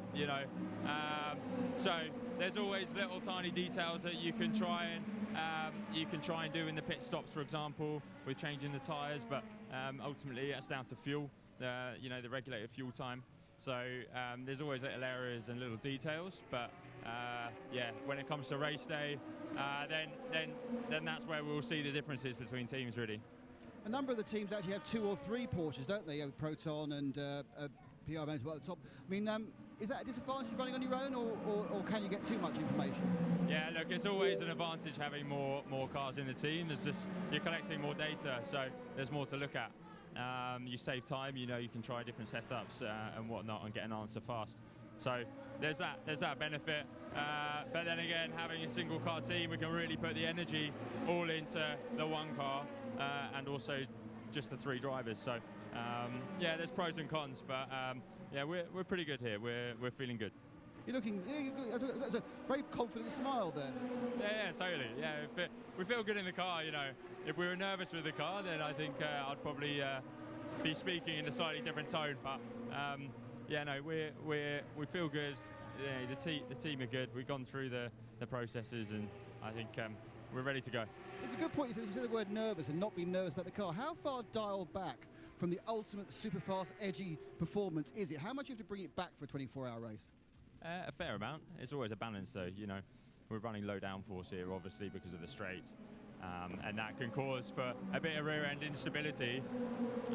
So it's finding that balance point, and maybe it would be slightly different if it was a shorter race, but ultimately it's not. It's a 24-hour race, and one little mistake here costs you big. So the main objective is to get through the race clean. No mistakes, no spins, no wall touching. So that's the plan, but I think we're in a good window. We'll see on Saturday. First lap on Saturday is when it all comes out of the box, and you find out where kind of you are. So let's see. Best luck, thank you, Ben. And up towards pit exit is young Owen. Hi, I'm here with Antonio Garcia. So how's your program going with the 63 Corvette? And with this session, how much of this session do you focus on the race program, or how much of this session are you looking towards Hyperpole? We're still based on race. There is just a few little things we need to really decide what to go to, and we're in that point now, so we know the car is fast, so it's not big difference now, but we have to really choose a couple of options we really have. So far, Jordan is doing all that back-to-back program at the moment, and we're gonna have to interrupt. Sorry to interrupt, but the number 8 Toyota has stopped on the track. So the number 8 Toyota with Sebastian Buemi with currently in the wheel, not Brendan Hartley, but the other one of Hakan Alma as well, has stopped on the circuit. And who's in the commentary box? Megan. Every single time you step in this commentary box, something happens to Brendan Hartley's car. That's 2 sessions you've done now, and 2 sessions in a row. The 8 Toyotas run into something, whether it or not it was the red flags, rain, red flag, and now we've got this, that they stopped on the circuit. This time it definitely wasn't intentional. Yes, it wasn't. But, Megan, you do seem to be a curse to Brendan Hartley, which I'm worried Even about. if he's not in the damn car. Because you're commentating on quite a lot of the last segment. The last 4 hours, you're doing 3 of them, which is a worry to me that you're going to be cursing him Crash quite a out. bit. Yeah. Ryo Hakiyawa is at the wheel there. Well, the 28-year-old born in Korea, Japan, and he's got it going. Yes! Stop the car, Control, Alt, Delete, and away you go. Just a local yellow, and now we are back to green flag conditions. Let's see how he did it. It just stopped. That's really weird. It just ground to a halt. Now, if that happens in the race, Megs, that's a big problem for everybody else. So, yeah, watch out. Green now. And it's still going a bit slow out there. It's got the warning. Right, to the YouTube chat quickly. Because we got a message from Mario Martin says, hola as well. And then he said, on which page can you see those times? And we've put the links in the YouTube chat as well. The timing itself comes from FIAWEC.com, but we use a plugin from the Timing 71 site. So you download that into your Chrome browser, and then on any timing page that you go to, this the Timing 71 plugin will pop up and say, do you want to watch that graphic here? And that's where the same thing can be done for NASCAR, the same thing can be done for that of IndyCar as well, and W Series too, and even Formula 1 and British Touring Cars. So everything. So that Timing 71, great idea for everything. And as Megan points out, there is a yellow somewhere on the circuit, and Megan is staying out there, so I wonder where it is. I wonder who's crashed this time. Can't see anyone stopped. It's not V8. We saw it driving. Yeah, and Hypercar now in the pit lane for Jose Maria Lopez as well. It is a permanent yellow, which is indicating to me that crash. I don't want to say crash. Yeah, like maybe Spin? Spin more likely. Probably, yeah, gravel. I would say. And no one's touching the number 8 car as the number 7 comes in as well. So very close to it. Has the number 8 car got an electronics problem on that? Look, Marigolds, Megs. Do you see? So that number 8 car has got an electrical problem. Doesn't that mean they can't touch it for a while? They can't touch it. They can't touch the car. The Marigolds on it, but the driver can't get out. So that number 8 has got a problem where they think it's live. So I hope the number 7 crew are keeping out of the way there. Otherwise, they'll be live as well. Look, it's got a flashing light there. Yes, you're right. So it's live. The car's live. The numbers that slow zone in effect. So something else happened. Yeah, slow zone in effect, so there's a problem on the circuit. But right now, and it's down to the first couple of corners as well, so it's up towards the 4 chicane, so problem in sector zone 1. They shouldn't be flashing like that, right? As into the pit lane comes the number 30. Oh, I'm guessing not, since the other cars don't have that. I think it's a problem with both. Yeah, that's an early one crash. Yeah, there's a red flashing light on both of the cars now, but mainly on the 7 that they're worried. Mainly on the B8 they're worried about. And look, they've got the Marigolds on, look. And they've got the crane of life as well, which basically that if you get shocked, because electricity, you can't, if I just demonstrate on you, Megan, if you touch it, the electricity holds you in place, so you can't physically pull away from it. I mean, it'd be too late anyway, you'd be dead. But to get the body away from the car, there's a massive hook that gets pulled around you and gets pulled off. Somebody has to pull it off. But if you touch it and get shot, you're dead, because the electricity goes to these cars would kill you instantly. It'll be the equivalent of just plugging himself into the mains. Anyway, down there as well. Got an incident down there. In that regard. All very confusing at the end of 4 hours.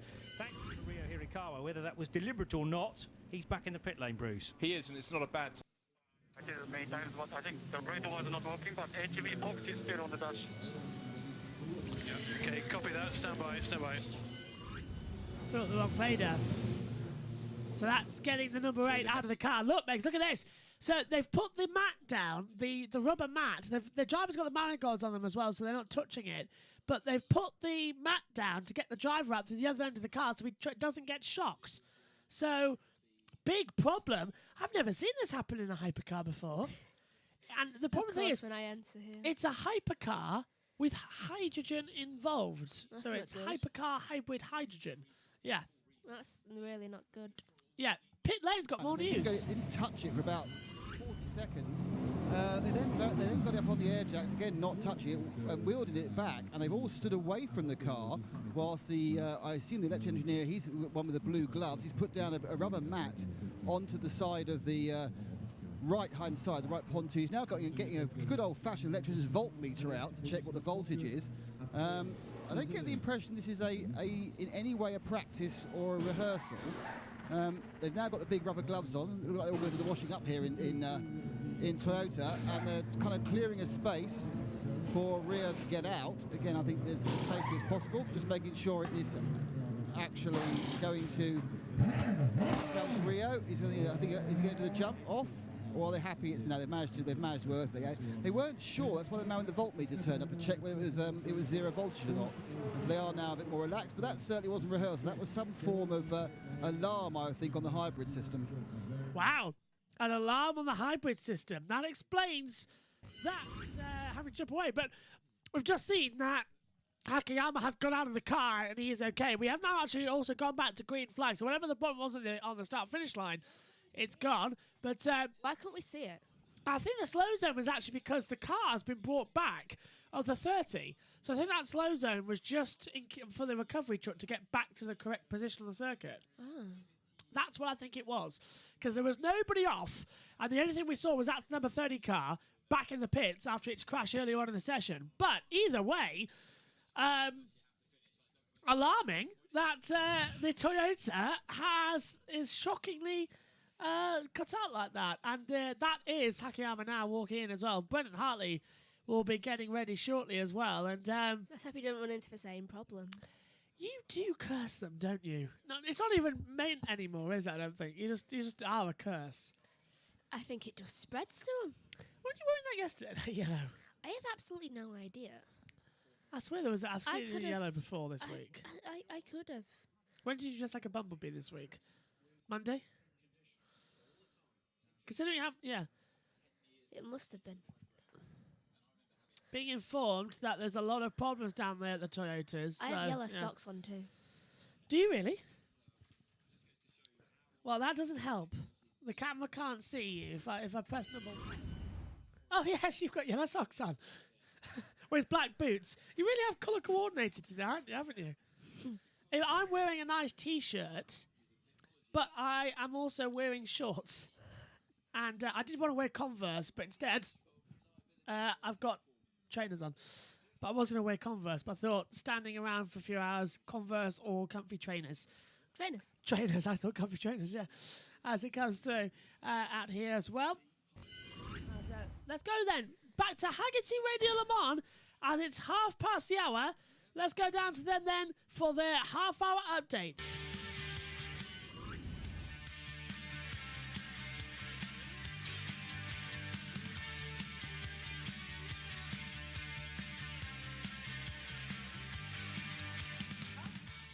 This is the 32 third car stops. practice Got going session. again. The grid for everyone from 7th on down is already set. We'll do Hackney later on this evening. You can hear that live, of course, here on Hagerty Radio Le Mans for 2022. With the number 32 LMP2 just off the circuit at Arnage. We'll get back to that in a moment because that's not good news for anybody at that part of the track, although it does look to be coming back on again. Here's how it stands. At the top of the shop, Toyota Gazoo Racing are leading in this session. They have the first and second best times at the moment. For the number 7, that's just back out, the number 8, Ryo Hirakawa, having the issues, as you heard just before the update. Glickenhaus in third with the 709. Ryan Briscoe was last out in that car. That's in the pit lane as well. Nico Lapierre for Alpine Elf team in fourth, and the 708 Romain Dumas is in fifth position of the 5 hypercars. 4 seconds pretty much on the nosy, separating the top 5 cars. In LMP2, the top 3 cars are full LMP2 entries for United Autosports. Number 23, Nicholas Creighton, was last in that car, and he has got around about half a tenth of a second between himself and Joshua Pearson was the man out for United Autosports in the 23. And as I was just speaking, Cool Racing has just gone back out again with Ricky Taylor behind the wheel. That was the change there. Roberto Gonzalez third for Jota, also heading out on the track. The 4th place P2 car is also the best of the Pro-Ams. That's Alessio Rivera. Philippe Kimadomo is behind the wheel, or was behind the wheel, of TDS Racing by Valiante. 2nd place in Pro-Am. That's number 13. And the 24 Nielsen Racing, Rodrigo Sales, driven car out on the circuit at the moment, is 3rd in Pro-Am. It's Corvette, Porsche, Corvette in Pro. Nick Tandy was last in the 64 car that's leading on a 352.3. 352.8 for Michael Christensen's Porsche. The number 62, the number 92. If it says 62, they're in trouble. That is in 2nd place, and Jordan Taylor is out in the Corvette. So both the Taylor boys out on circuits at the same time. In Armored Team Project 1, Michael Pedersen in the number 46, or at least he was before it came into the pit lane. They've got the best time of a 54.386, 3 minutes 54.386. Ben Keating is getting some laps for TF Sport in number 33, Aston Martin in 2nd. Seb Prio out on the track for Dempsey Proton Racing in the 77. And as it's such a big class, let's go down a little bit there. The 4th place car is Christoph Ulrich in the number 21. That is in 4th position. And in 5th position in the AM category is Louis Pret for AF Corsa, the 61 car, and the 71 Spirit of Racing of the AF Corsa run car. Frank Deserteur for the number 71 team. That is how they stand, with just on an hour and 36 minutes to go in this delayed free practice 3. Only delayed, though, by around about 10 minutes, thanks to Radio Le Mans for the update there as well, every half an hour. It just gives me and Megan like 5 minutes to not talk, which, believe me, over 24 hours is going to be very helpful. But might be even worse, because there's going to be another pit lane as well. That's coming through, and we're going to head to them. Hi, John. Yeah, we were earlier on about the number 708 Glickenhaus that was in the garage with quite extensive work going on. But that car now is back down off its high stands, fully reclad in bodywork, and Ollie Plar has been bolted into that car. I think that car's going to be going up very soon. Smashing stuff. Good afternoon. Thanks as well. As I was just telling Megan that I need another drink other than a blue drink of Oosh, which is very tasty, but it's not really a good commentary thing as well. But I've had this a week tomorrow, I believe, and I haven't drunk that much of it as well, but somehow it's still okay. Maybe a week Saturday. When did I go to... Was it Friday or Saturday? I can't remember. I'm not sure. It was Friday, I'm being told. Does it even have a taste? Well, have you ever tasted... Have a taste of it. See what you think of it. You said you needed energy. Go on. I'll only have a little. I just hope you haven't got COVID. No. Oh, okay, Megan doesn't like it. Maybe you like the strawberry one. No, I don't like. I think it's alright. It tastes like a really weird ice pop. Yeah, that's what I've been finding as well. Apparently it's full of electrolytes, so it is actually quite good for keeping bumpy. I might get a couple in. Tell you what, though, I'm getting some of those iced coffees as well that I had. Oh, I love iced coffee. Yeah, do you want one? Sure. Which one's your favourite? Caramel. I'll get you the caramel one. I'm having sweet creamy coffee. That's my favourite. The Starbucks new sweet creamy coffees. I might try the caramel one, though, if there was one there, because I need a coffee throughout the night. Anyway, water as well, by the way. Water, brilliant for keeping up. That blue raspberry flavour? No, it's Oosh. Oosh hasn't got a flavour. It's blue. It's multi-fruit flavour, sugar-free. Its flavour is blue. It said multi-fruit. I'm now worried. Yeah, I'm double checking. Let's get on pit road. We changed both engines. Car and the rear gravel. It's the suspension in 777 to Station after Racing. The first qualifying sessions. I This can was a look quicker. planned thing to get ready for the hyperpole and the race, and we're just lowering the floor, checking, making sure all the oil, water lines are fine. Completely routine. Everything's fine. That's great news. And are you excited about Hyperpole? How important is Hyperpole to you? Is that something that you're excited about as a team, or is race prep the more prevalent thing you're working on right now? Quite frankly, it's race pace, and that's what we've been running. Earlier this morning, we ran at heavy fuel with used tires to see where we could run, and we're very happy with where we can run because that means something. I mean, the hypercar pole is cool, and we'll do the best we can, but frankly, over 24 hours, it means nothing. But I'm most excited today. We just passed a major crash test for our 004 road car in Canada. I was watching it on my cell phone, and that was, I was really a little worried about that. So that was a great milestone for us. We'll soon be able to start delivering customer cars. And we learned so much from racing. And later, if you go up to the Motul exhibit here, you'll see our Nürburgring car, fresh from the Nürburg, not washed, battered, bashed. And it's important that fans see what real race cars look like after real races. Well, thanks for that. We've got a caution and a slow zone in effect as the flyover test begins to drop over the start flag and the all-important trophy of Le Mans come Saturday. And that looks quite cool, doesn't it, Megan, as they plan their flyover of the circuit for this session. Quite high, isn't it? Because they're going to parachute out of it tomorrow. Tomorrow, on Saturday, which is going to be a lot of fun. Right, the 777 to Station Racing has got into the gravel trap in that first sector, so it has brought out the slow zone, which is an interesting factor there as well. So Station not having the greatest of races. Megan's going to vanish in 10 minutes because that's when she came in, then pop back in probably with about half hour to go of the session as well, which leaves me with how long to cover? 1 hour 20. And are they practicing the parachute now when there's a live session on? Because they should know that the session was on. Is this why we got a slow zone? Because there's going to be a man on the track. Now, an hour 30 to go in the session, but we've got the army practicing out their jumps. Are they actually going to do it, or are they going to go away? They're just looking. They're looking, aren't they? Because it's very unwise. Are they getting higher? I don't know. This is really weird. They're getting higher. I've never seen this before. They're getting higher so they can jump. Shay Adams in the pits. Martin has gone off the circuit, which is a little bit of quiet to talk to Ollie Milroy. We had a false advertising and talking to you earlier on, Ollie, but now back at Le Mans, this time in a Porsche. Last year was a Ferrari. How different are the two marquees around this track? Yeah, they're very different, and obviously it's not somewhere we can come and test either. So, and it's a fairly new car to us. We raced the car at Sebring, which in itself is a totally different circuit to anywhere else you go to. And then we went to Spa, where I only drove the car in the rain, really.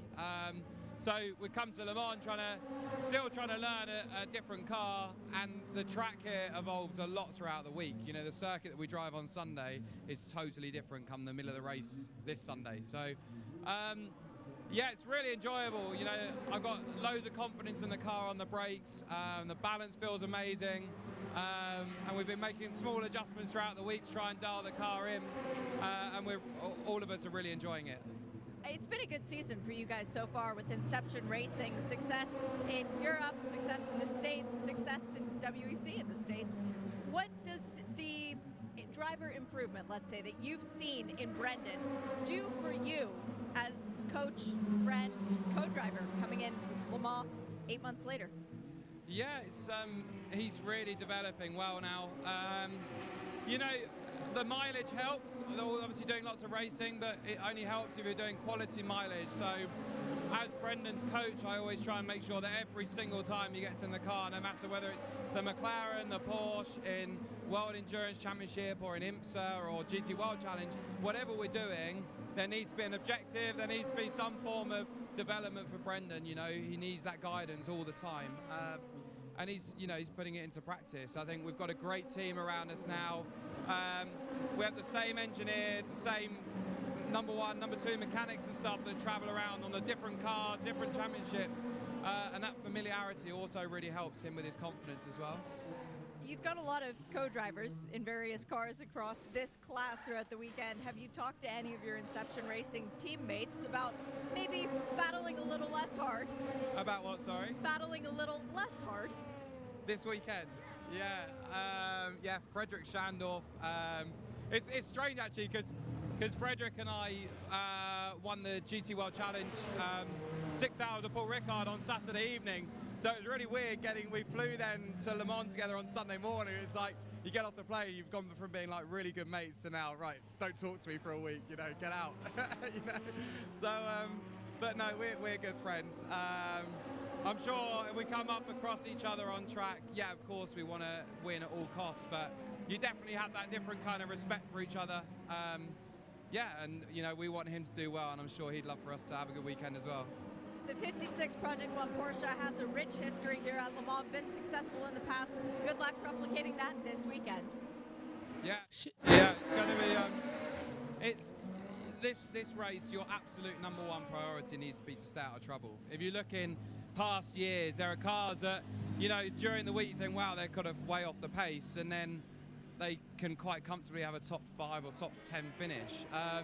So just trying to stay out of trouble, we need to try and get in the rhythm. Our pace looks really good, we're all happy, so yeah, just go out and have fun. And it's actually fun being back for a second year, because the first year you get kind of distracted by everything else that goes on, the whole huge build up to the event, whereas coming back for a second year, you realise that actually come 4 o'clock Saturday afternoon, it is just another race, you know, and you just do your job, put your helmet on, get out there, drive around as fast as you can, and then we'll see where we end up on Sunday. Mega stuff. Thanks, Ollie. Thank you. Interviewing a little longer than we all thought it would be. Let's hear from Lopez. A bit more difficult, you know. In some places, I think the wind is different as well, so we need to take care of that. Because if I turn 7 feels like I have a good front end, you know, and even I have to be a bit careful with the rear, you know. It's rotated enough and good, but maybe a little bit more will be tricky. In turn 7. So yeah, I think that the track conditions are different as well, and they're hurting us a little bit more. Not good from Jose Maria Lopez. He was complaining about the track situation out there as well, and not having a good enough corner. Right, Josh says as well that he's got 30-second delay, but ad-free coverage with Discovery Plus. I'll update with main coverage is on ads. We're going to have that on Saturday, Sunday, of course, the 24 hours as well. We're going to have all the pictures as well, because we've got a year free of Discovery Plus with the Sky. And that means that we're waiting until the weekend, Saturday morning, to do it, because then by the time next year rolls around, we'll have it for the next one as well. So we're thinking ahead. We are thinking ahead. And that's what Megan will be commentating on as well. So her pictures will be 30 seconds behind the timings that you'll see on Sunday morning, I believe, when you're in the box. Well, only for the F1 race, because you're covering an hour in this box, and while I do F2, and then you're covering 2 hours in that box while I'm in here with Dad doing the F1. I'm going to be dead on my feet by the time of the end of the day. Oh! Big one there. 55 Ferrari in the AM category has gone into the wall. The Spirit of Race with Cameron at the wheel, Dave Cameron, and that is down at the Daytona chicane.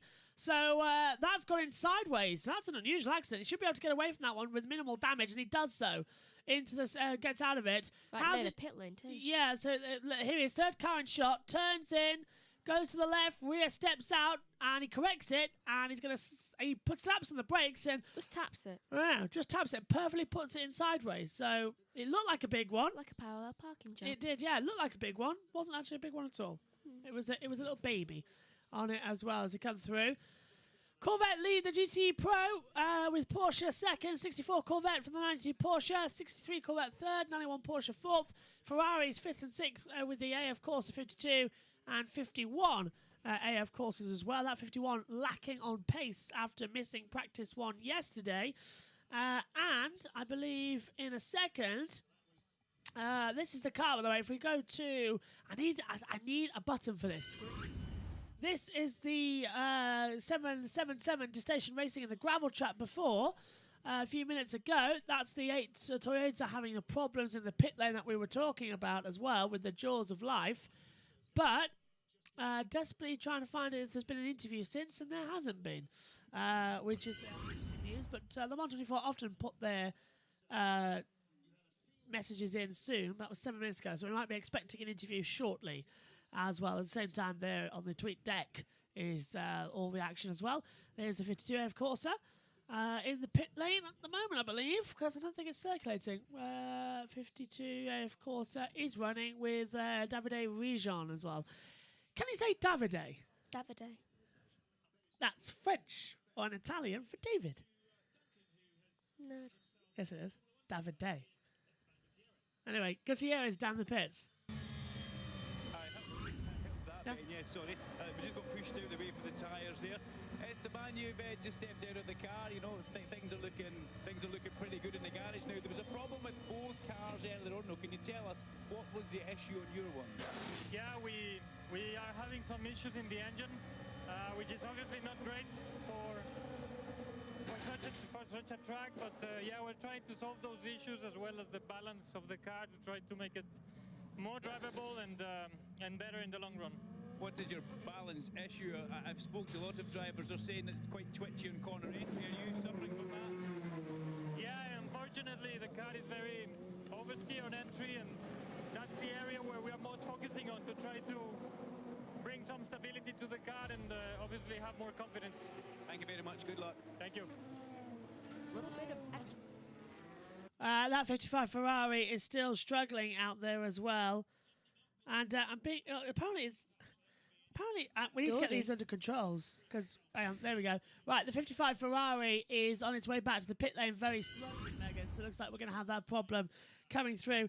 While I desperately try and work out what it means, because I know it's Italian, so I need to find the Italian on here as it comes through. Isn't it for Italian? We could ask Noemi. Oh, it is Davide. You are correct. Yay. So Davide is Davide, not David at all. So it's Davide. Yay. If you speak Italian or French, let us know. Noemi speaks both. Well, ask her. Because she is Italian, she does French. But I'm interested because if it is Davide, you can say Davide Valsecchi. I'm pretty sure that converts. Anyway, as it comes through, let's go to that's an interesting side discussion we can have throughout the broadcast of the 24 hours. What time is it? 49. You can go in a minute. Just after answering these questions. That Discovery Plus with Sky doesn't include sport. It only does entertainment. We've already tried it. No! We'll double check that. Well, it's Sky Go for you then, Mex. Sky Go for you then on Sunday. Thanks for that, Josh. Saves us the time then. GKP Texas. Hi, Josh. Just tuning in. What should we be looking for this year at Le Mans? We're on board now with the 708 Glickenhaus, and look out for that team as well. 708 and 709 Glickenhaus Racing. They are going to challenge Toyota for the overall win here this year. Toyota have on the back foot this year now that everyone's catching up with the hypercar technology. So really, it's Glickenhaus's time to attack. So it's going to be fascinating in LMP-H, the hypercar, fascinating in LMP2, fascinating in GTE Pro and GTE Am, the pro categories where everyone wants to look. That gives us the best racing. So it's going to be a lot of fun as well. I should go now. Yes, Megan's going. Make sure you mute before you take your headset off because it has the things. Bye-bye. Bye-bye, Megan. As she'll now leave the box. If the old man of the sea is around, you can take that glass in as well. Yeah, take the other glass in as well. Just put it in the mug. Megan. There you go. There you go. There you go. Out you go now. If the old man's of the sea around, tell him I could do with him for a bit of time as they come through. Sorry, what, Max? He says he's not well. Oh, I know he's not well, yeah. That's a good point. Never mind. I didn't know that, so I should have remembered that. Okay, 708 Glickenhaus now out on the track at the back half as they come through. It's perfectly fine, though. I'm struggling to hear Radio Le Mans in one ear. 1 hour, 18 minutes to go then of this session. And let's open up the main tweet area as well. Could do with an interview here, guys, if you've got one. as well. And as they all swing round, if you are here this weekend, by the way, we've got some great coming through. From if you are here this weekend, by the way, at trackside, and you've brought your kids along, there is a fantastic kids zone here as well, so it's looking quite fun. Josh Plays is helping out here with Discovery Plus, and he says, yeah, it's annoying. There's two plans, entertainment and sports, and entertainment gives you the entertainment plan, not the sports, and the entertainment plan, entertainment is $4.99 a monthly, and sport is $6.99 a month. That's annoying. Beyond annoying. Although, I think we had Discovery Plus on something as a trial, so we'll double check, but I think you're right then, Josh, which will be disappointing. I thought we were going to have quite a lot of running, so hey-ho. Never mind out there as well. I need to get a hair done before tomorrow as well, because it's getting in the ears of the headsets. Keeping these on for 24 hours is going to be tricky as well. Although I'm not actually wearing this one to start with. I'm wearing the other headsets to begin with, because Megan and Dad be using these for qualifying F1, and then I'll drift over and do the others as they're all coming through. Okay, looks like we've finally got some things on the iPad, which means we might be able to hear for some interviews shortly. As the entire field going to come through. Pit's still active out there. Waves, woohoo, I'm available. I know, don't worry. Can't get you on at the moment. That's the problem at the moment, because we're trying to load Discord up, but the internet's not working correctly with it. It won't boot it. So you're there, but I can't use you at the moment as it comes through. Here at the back half of the circuit. So, just being told we might have some more information shortly, so stay with us throughout this entire field of action. All 17 watching through. As we go through the fields, we haven't done that for a while actually as well. If we go to the camera, take a look at the fastest runners as well in terms of the top of each class. In Hypercar Hydrogen, we've got the 7 Toyota Gazoo Racing with Jose Maria Lopez leading the way. In the normal Hypercar, we've got the 7 and 9 Glickenhaus Racing with Frank Maxim Malamex at the top of the board. In LMP2, the 623 United Autosports USA squad with Joshua Pearson, the youngest ever driver in this car, is looking quite good. Coming through, LMP2 PA, the Pro Amateur. It's the 83A, of course, of Valencio Rover out there as well. Topping that board, 9th overall. In the 31st overall, in the 64 Corvette Veurland GTE Pro. It's Nick Tandy at the wheel of that one, topping. And in 37th overall, but top in LMGTE AM, the 46 Team Project 1 with Mikael Peterson circulating out there as well. Fastest time, as you can see on the board, as it flies through. We've got a 3:26.796 from Jose Maria Lopez in the 7 Toyota Gazoo Racing, topping the boards out here at the moment. Josh says, yeah, your internet is a pain at times, but it's fine. Yeah. Hopefully it's going to be fixed in the next hour, we're being told. We've got a yellow flag. Marshall Post yellow, sector 3. That's it, because Josh has just said that the 32 cut the Daytona chicane, so that is the yellow flag. Oh. We've got a red flag. We've got a red flag, I believe, with a big crash. Yeah, red flag. Session stopped. We've got a big accident down at the Porsche curves, we believe, and there's bodywork all over the track, so the session has been stopped. Paul's got... Let's go to Radio Le Mans. They've got more. On the right-hand side. Pedro's got the door open. He's moving around. He's popped his visor up, so that's good news. It's very rare to stop a practice. Control not taking any... Red flag. Chances there. They did have to get intervention to Pedro quickly. We've got a massive crash. Place to go off that, John. It was a touch. He did get contact with another car, and as a result of that, suddenly the car tightened up its line as it went through the right-handed part of the Porsche curves, and 13 involved, we're told. To, as you say, a piece of that's a TDS Racing and Valente. Wall, but then later he was in contact. Okay, let's take a look then, because we've got the action now. Eurosport won an ad break, so well done, Eurosport. Let's take a look. Red flag is out here at Le Mans. If you're just joining us, we've had a massive accident at the Porsche curves, debris everywhere. They've had to stop this session. Now, let's take a look. So the 13's involved, and it is one of the LMP2s. They're going to head straight in towards the pit wall, hits the concrete wall, rips off the Armco barrier as well, and a huge accident on the entry to the Porsche occurs. It's the 13, as we were told, that has stopped on the circuit, as Josh Plays told us well from the pit lane. That is the TDS Racing Ex Valente as well, with Felipe Cinnamon just stopped up there. He was running 10th overall.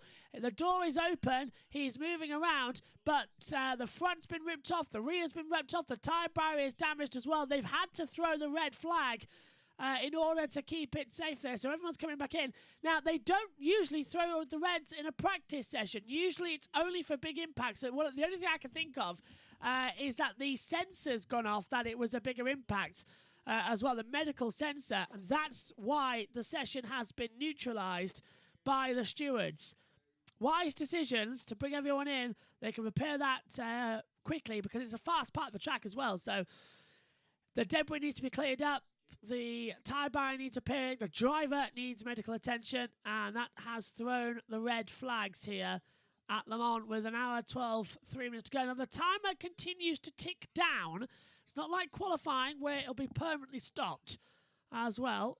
So let's take a look. That is Hakanama going into the pits as well, getting ready for his next stint in the car, but he's come into the pit lane now and has stopped it. So that's the red flag signal as things stand. And look, the Wi-Fi is working on the iPad. Oh, that's great news. That means we can get the YouTube up on there.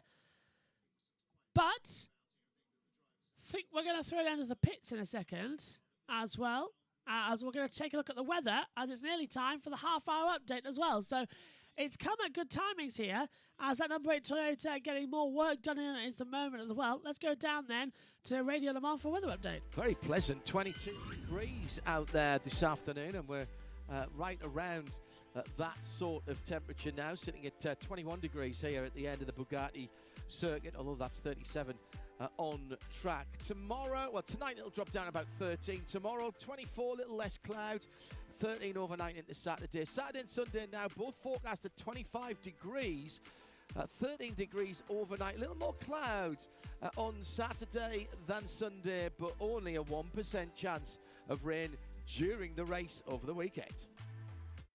Was okay, they gave me the thumbs up, said yes, he's okay, but they were packing up all the computers and they were all heading back across to the garage, so obviously that hit with the concrete wall is certainly going to be a sore one. And that is the number 13 pit wall as well that we just saw as well. And they are tipping everything out now down there in the pits. Let's go through an update. Pit Lane has got more information for us coming up shortly, but the red flag is out. Session is stopped due to that accident, which is really annoying and really disappointing that they've decided now's the time to throw that red flag as they come through. Now, where is that button that I need up here as well? Because we're about to get Josh Plays around, hopefully. Let's go down to Pit Lane to give us some more information. Shea Adams in there as well. Shea Adam, everybody in at your end of pit lane, Shea? Not quite, but I've dived into a pit box because the Garage 59 Ferrari was one of the first back onto the pit lane, and Kumla Duggar, you've got one of the best low highlights in the white on it. What's it like to drive for Garage 59? Yeah, it's great to be back with them. For sure, the livery is typical Garage 59 and West liveries, so it's always bright and quite well designed. Very happy again to be in the Ferrari, and as I said, to be back with Garage 59 after Furious feels quite good, like home. What's it like to be back in the AM class after the success last year? Let's say that for sure it was not so common to go back from Pro to AM. Not an easy decision, but as it was with Alex and Marvin, it was a great story, and because it's Le Mans is history, we have to write some stuff together, and Marvin is one of my drivers in my own team, and Alex, we started together racing in GT a few years ago, so it was great to do it. It just means you're in high demand. Good luck this weekend getting another win in another class.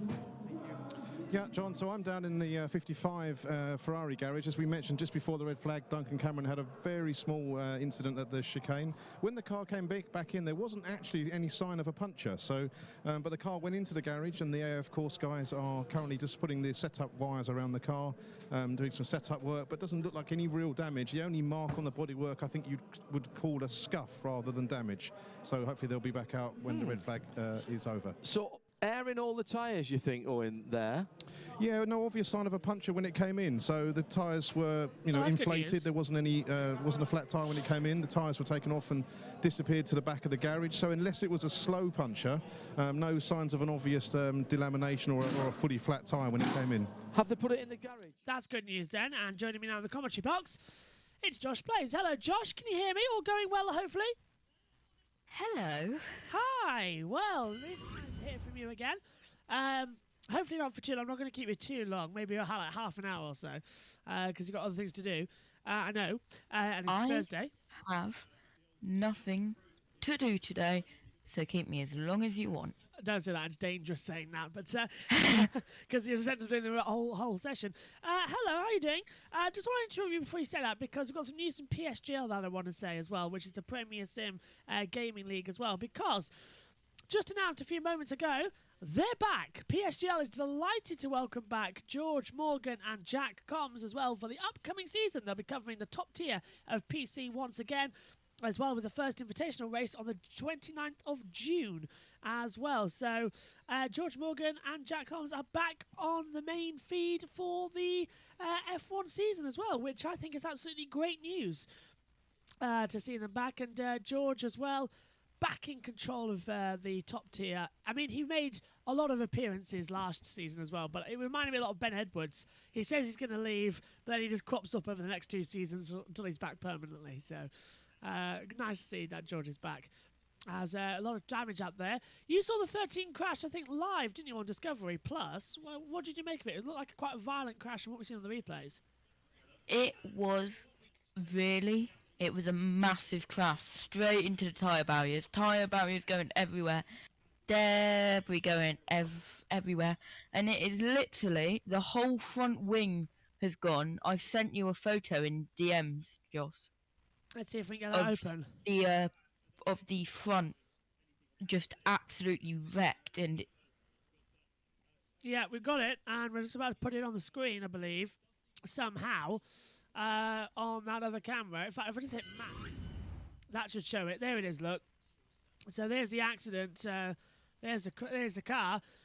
Driver door was open, but it was a nasty accident as well, and quite heavy in towards the pit wall to come forward. So I have seen that now as they come through. Do you reckon that car can be repaired for quali in a couple of hours' time, or is there too much damage there done? I think it's out. Yeah, I do. That's annoying. Now, is the 13 in hyper as well? That's what we need to see. Is that car part selected for the hyper pole situation? As we've lost Radio Le Mans. Internet is so shocking. If anybody knows Virgin Media, could you go kick up the backside, please? And say, can I have my internet back, please? Because it was running at 500 megabytes. Now it's running at 50. Anyway, we must talk about more pleasant things as well. It's back. That's nice to see. George has liked it as well. I put in the reply to the tweet, I put the Voldemort, he's back. And he's liked it as well. So he's getting quite interesting as it goes through. As I think we've got some news coming shortly on the condition of the driver, because I think he's actually making his way back in via foot, because it's only a couple of corners away from the Porsche curve, so we'll see if he's okay. The Gleekenhaus Racing 708 with Oliver Plough at the wheel stopped on the circuit, but it's got going again and has returned back towards the pit lane, so all good news there. As are you seeing the barrier appear on your end, Josh? What's it like? Let me just go on it, actually. I'm not on it currently. No I'm doing something else. Here we go. Sports. No worries, no worries. Oh. If you're on the Discord, by the way, there is a link to the Discord in the chat, which has got loads of amazing features in. So the link is in the link tree at the bottom of the description here on the YouTube channel. So to join us. And I think we're actually, sorry, Josh, I'm going to interrupt you because we're actually going to take a look at the crash as we've got it on the emergency screen. Now, there's it, the crash that just started. So let us rewind it in total. So it's coming out of the Porsche curves. Here we go, look. So it's little contact as well, side by side, and flies off towards the pit wall, does 3 spins around, and there's the problem. Now, how do you read that then, Josh? It's literally just a very unusual tap at the wrong angle, and the driver just flew towards the pit wall. It's a strange type of crash.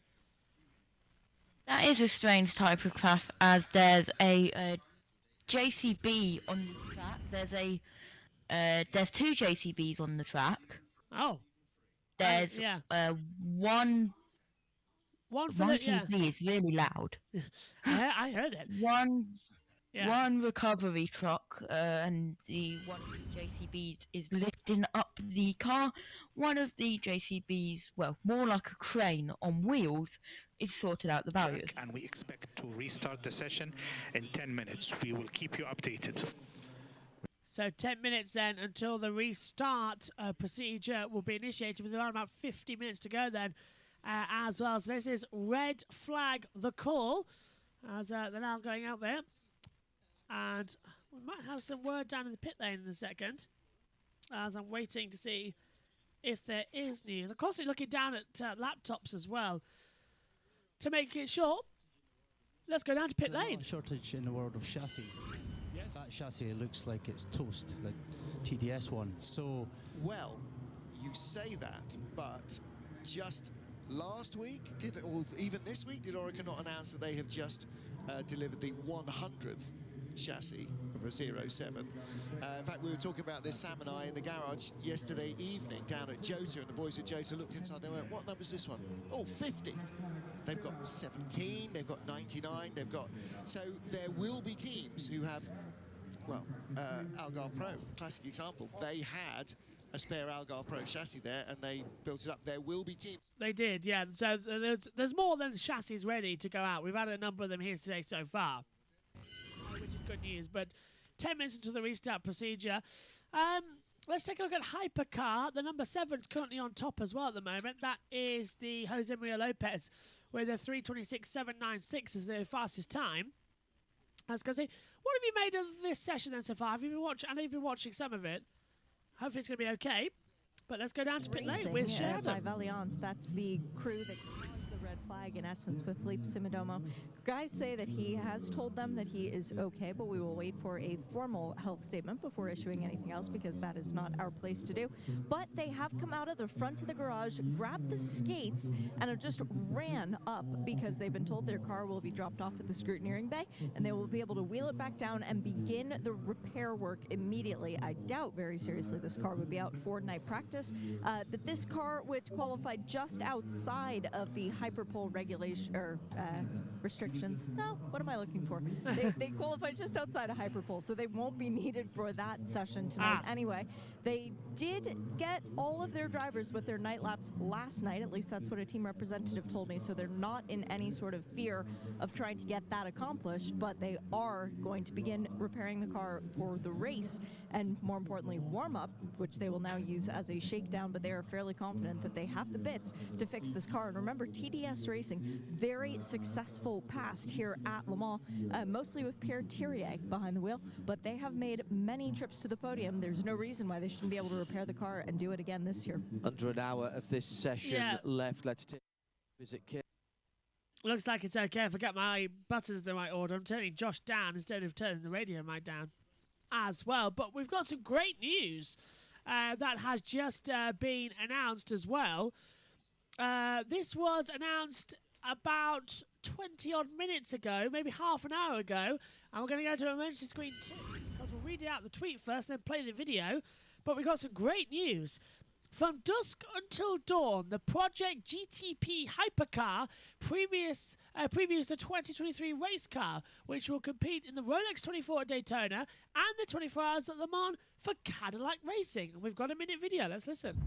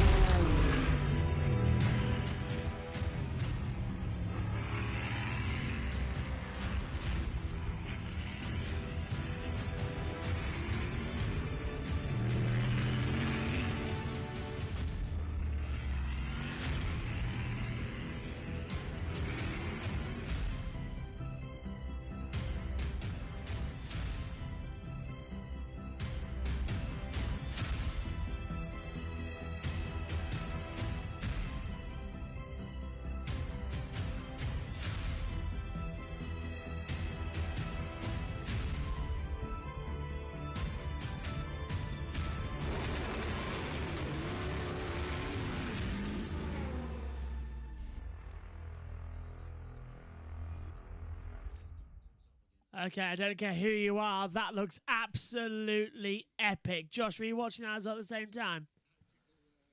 Yes, 5 seconds delayed on the stream, but yes, that's epic. That is the new Corvette that's going to go into the hypercar as well. So, yes, finally Cadillac Racing as well coming in.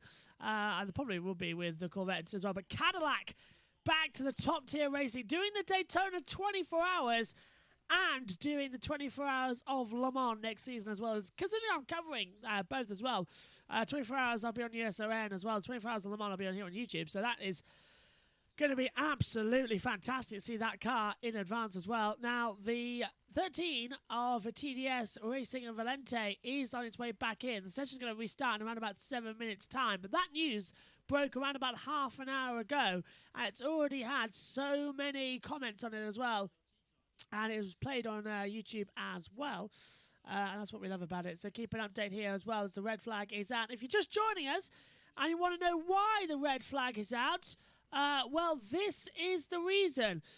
There was a massive, and when I say massive, I mean truly massive accident further back in the last 10 minutes. So 2 contacts together, hits the wall, rips it around 13. This is the 13 TDS of Valente. That had a massive accident coming through the Porsche curves. Session has now been red flagged as well, but Felipe Chalamont is okay, which is the best news possible as well. But technically, the session should have been over in 45 minutes, but we started 10 minutes late due to the problems with the overall with the track barriers with the Porsche race a few moments ago. Marshals are repairing the barriers and the cars are already heading down to the end of the pit lane. That's a long time though to wait though, isn't it, Josh? We're just at the end of the pit lane there. I'm surprised they don't overheat more. Drivers? Cars? It's new, isn't it? Yeah. Teams? Look, I mean, we're doing over 300 kilometers an hour in the GT class this year. So even the smallest change at that sort of speed makes a massive difference. To be honest, we've been really happy with the balance of the car ever since the test day. So it's really like minor tweaks here and there. Obviously, the temperature changes a lot during the day compared to night. So we're just trying to find a car that's kind of got the best of both worlds. You know, something that's drivable in the real heat of the day, but still like really fast when the temperature goes down at night. Green flag. The noise in the background there, guys. You can hear the wheels, the Michelin tyres get spun, and the 77 car roars into life and disappears. Larry Holt's here this weekend. The boss is in town for Multimatic, and he said to me yesterday that he just wants to keep you and Seb active as much as he can. Sorry, say that last bit again. He's trying to keep you guys as active as he can in the driver market. Oh yeah, 100%. I mean, look, I think it's good to be diverse and be able to do prototypes and GTs. I think it actually makes you better in both, because when you're the prototype driver coming through, you have a little bit more respect for what the GT car driver's going through. You know, it's a big, heavier car, and it's not so easy to wheel around the track. And I think vice versa, when you're in the GT car and you've got prototypes lunging you, you know they're trying to get past, and you can sort of just angle the car in the right way to like make sure that you both lose the least amount of time. So yeah, really looking forward to, you know, and happy to be in this championship this year, and we are fighting for the World Championship, and that's definitely something that I want to tick off the list. Young Sebi Prio is the real deal. You know, he's the real deal, great little driver, but are you nurturing him at all in this kind of car? Yeah, absolutely. Like, Sebi's come from Carrera Cup, so the Carrera Cup car really has that sort of Porsche driving style without, you know, the high downforce that the RSR has. So I feel like actually, like, in those sort of medium speed corners where you have to like feather off the brake and just get on the power and really control the pitch of the car, like, he's really, really strong in those areas, and I think I can help him a lot in the more like higher downforce, you know, parts of the track, like the big braking zones on the Mulsanne straight and also the Porsche curves, obviously. So yeah, he's doing a great job, and you know, all the time he's learning about feedback, how to set the car up and how to, you know, give productive feedback to the engineers to make the car better. So we had a great relationship with his dad, and I'm enjoying like the role of this, so now I'm teaching him. How physical are these cars to drive? They get pretty hot, honestly, in the car, but Le Mans is the least physical circuit of the year, just because you have the long straights, you have a lot of rest time. But honestly, yeah, we're getting a serious sweat on. The rule is it can be 7 degrees above ambient in the cockpit, but when we get to Bahrain, The ambient might be 40 degrees, so it feels like a sauna in there after a couple of hours. Harry, thanks very much. We'll let you get back. Awesome. Cheers, bud. Thank you. That was Harry Benjamin there. We were listening to down the pit lane. Always a pleasure to listen to Harry. He's such a unique mind in the racing world as well. As a racing driver, he's only one I would actually listen to constantly. But action is raining on, as Josh said as well. Green flag is back out as well. And the car's immediately following around this 13.6 kilometre circuit as well. And hopefully, the number 8 Toyota is going to head back on the track. It's back on the floor, wheels back on, engine cover back on as well, battery hopefully recharged after it had the problem earlier on. And I don't know if you were watching that time, Josh, but did you see they had to put down the mat for the driver to get out and all the rubber gloves were around? I did see that.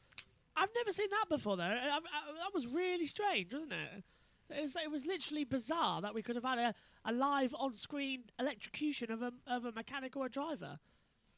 Yep, that would have been something in the motorsport news world. Live, Eurosport caps driver slash mechanic electrocution to death live. It wouldn't have been a great TV. That's all. It would have been very bad. But luckily, everyone got okay. Stop and go penalties. 7 for the 47, the 40. We need to come out again. Is it going to come back across the screen? I hope it does. No, it didn't. Oh, so that is why Mr. Josh has Discovery Plus. Yeah, reverse and find out who those penalties were. So I saw the 47, the 709 as well, which is Gleekenhaus as well. But we need to find out who the others were because we haven't got any info on why those penalties have come through. Here's Mike Conway, 16 wins. 37 career podiums as well in this category. Didn't win when I was there, though. I think that's almost a couple of years ago, as we were talking about last night.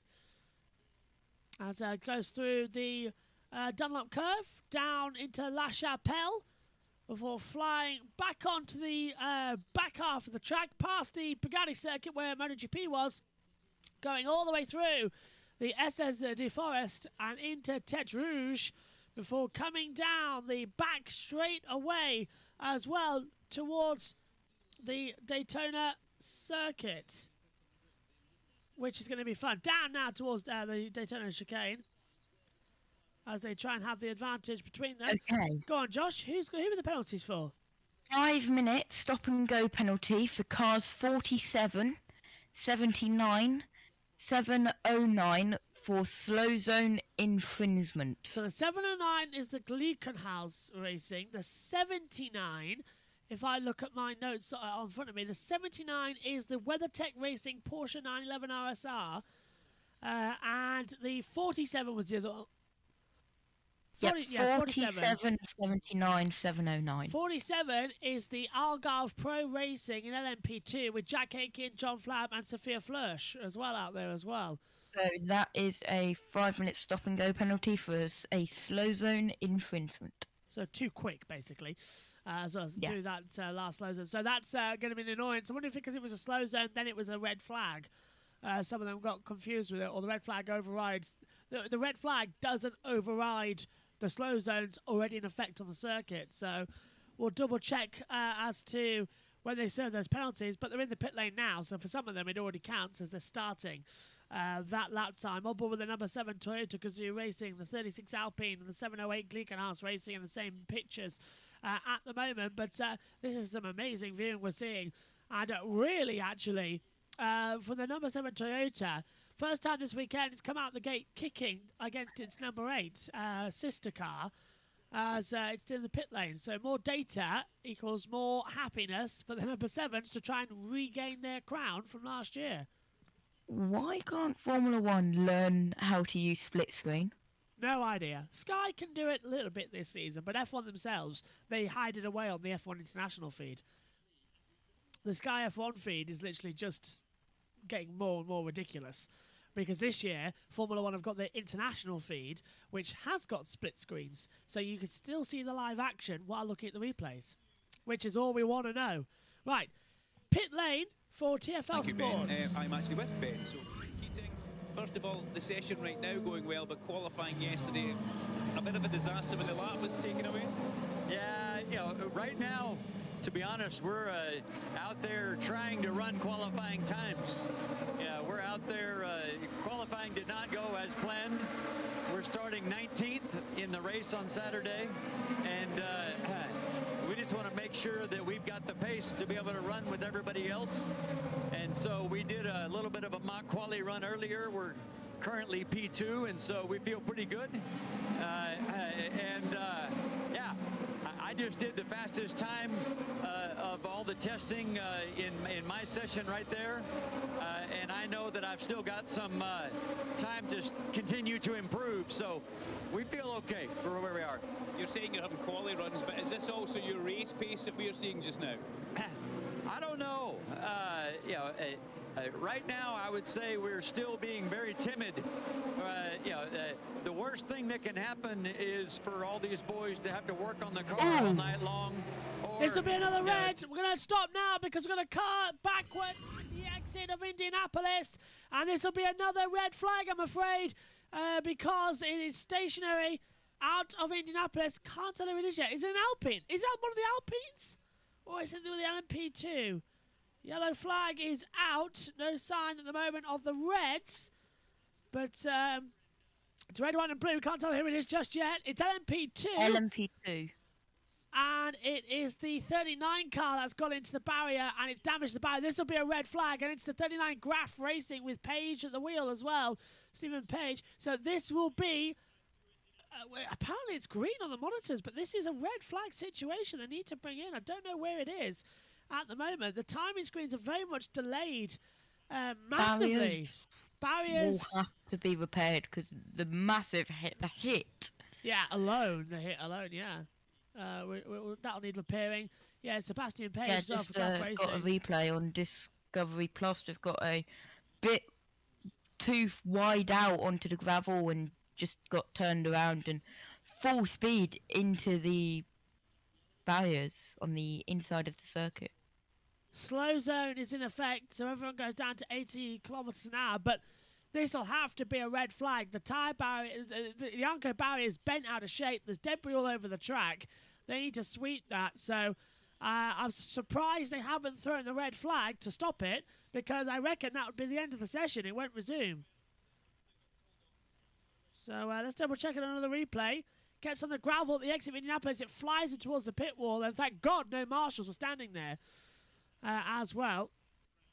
But a huge accident. And the car's stationary with debris everywhere. This can't be covered in a slow zone. This has to be a red flag situation. We're not seeing it at the moment. You can actually see the tweet deck actually as well. If we open up the image on TweetDeck, you can see that's where the car is at the moment, on the back half of the track at the exit of Indianapolis.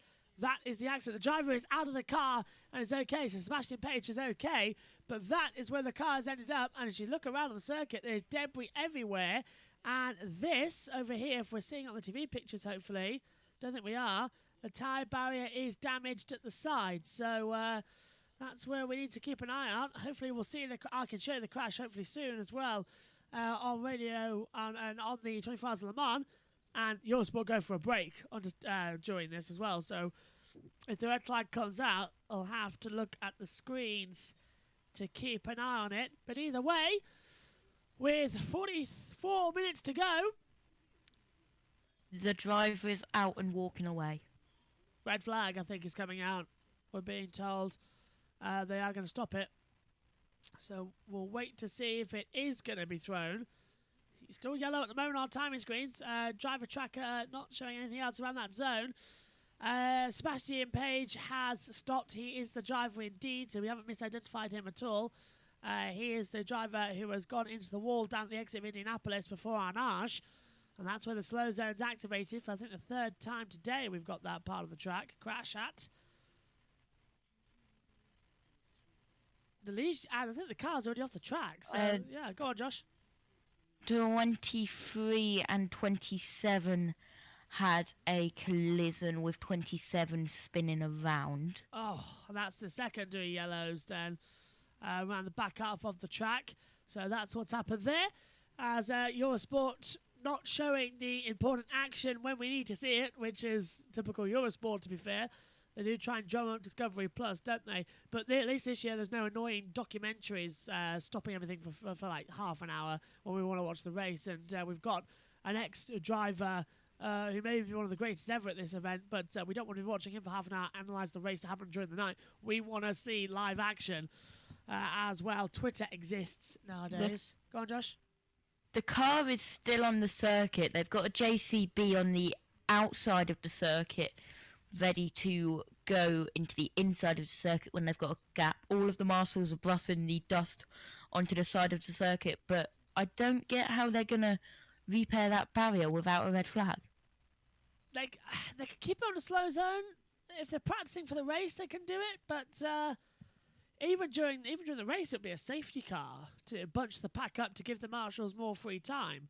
So I don't understand how they can do it under one slow zone, because it would be mainly a safety car to repair that barrier if it was damaged in the race itself. Because obviously we don't red flag Le Mans, the race itself, but we do red flag practice. We had it earlier on for car repair, so we'll see what's going to happen. It's a slow zone at the moment with 41 minutes to go. No one's going to be improving on times then, but I think quite a lot of the cars are out on the circuit, but I've got conflicting reports on my timing screens, I'm afraid, as now it catches up. When I say I've got conflicting, I really do mean I've got conflicting, because apparently there's 41 minutes and 20 seconds to go, but why then is the time screens are glitching like mad. Now they're back to normal. Okay. So, back to the Radio Le Mans. To be told it's clear to do the marshals. So. And I'm not suggesting it all there. And thank you, Chris Picola, who is one of the Orange Army back in the UK, for pointing that out, not suggesting that they didn't want to go out at all onto the track. They have to wait till it's safe and clear for everybody, and also to get the okay from race control. First rule of marshalling is not to add to any problem that is out there. Yeah, you have to take. You've got to wait for race control and say, okay, now you can go onto the circuit, and don't get told otherwise as to what you can and can't do on a track, because that's how accidents happen. 40 minutes to go then of the third practice session, the last 3 hours of daylight running, and then of course going to the 30-minute hyperpole session with the fastest 6 cars from each category. Then of course 2 more hours of practice, which will be at night, the last of the night runs, and then it's into warm-up 15 minutes Saturday, and the race Sunday, 24 hours. Saturday, Sunday, 3 p.m. to 3 p.m. British time as well. And loads of other sports around Le Mans this weekend. We've got Formula 2, Formula 1, British touring cars, and live coverage of the Road America race as well for IndyCar. Formula 1 will be coming live as usual, but it'll look a little different this weekend in terms of the coverage, as it's very much the simple coverage this weekend, as WEC takes the go through. But for the next 5 minutes, we are going to be quiet, as we are going to be listening to the hourly update from Radio Le Mans to give you the info of everything. If you've missed anything and just joining us now, let's go down to Radio Le Mans for the action.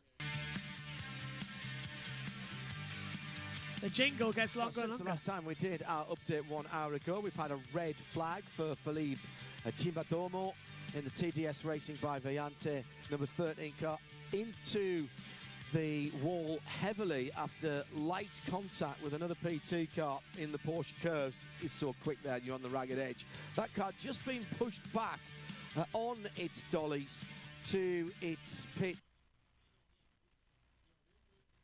Oh, we've lost them. That's annoying. Give us a second and I'll get them back. In LMP2 at the moment, which is led by Alicia Rivera and AF Corsa in the 83 car. And third in that category is the 24, the Corby, Northamptonshire-based Nielsen Racing team. Matt Bell, the genial Geordie, is in that one at the moment. In the other prototype class at the head of the field, it's the 2 Toyota Gazoo racing cars. Mike Conway's just out in the number 7. That's got the best time at the moment of a 3:26.796, just 0.3 of a second or so ahead of Rio Hirakawa's number 8, which has spent an hour in the pit lane for as yet unidentified issue that saw that car stop out on the circuit and need a full reboot. The 8 car now rolling again out on the circuit and just heading down towards Indianapolis right now.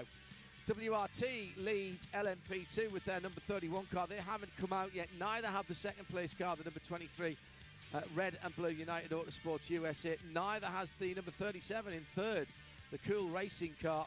Jota and the mighty 38 of Roberto Gonzalez has gone out onto the track. In GT, it's Corvette, Porsche now, as the 64 Corvette leads the number 91 and 92 team Porsches.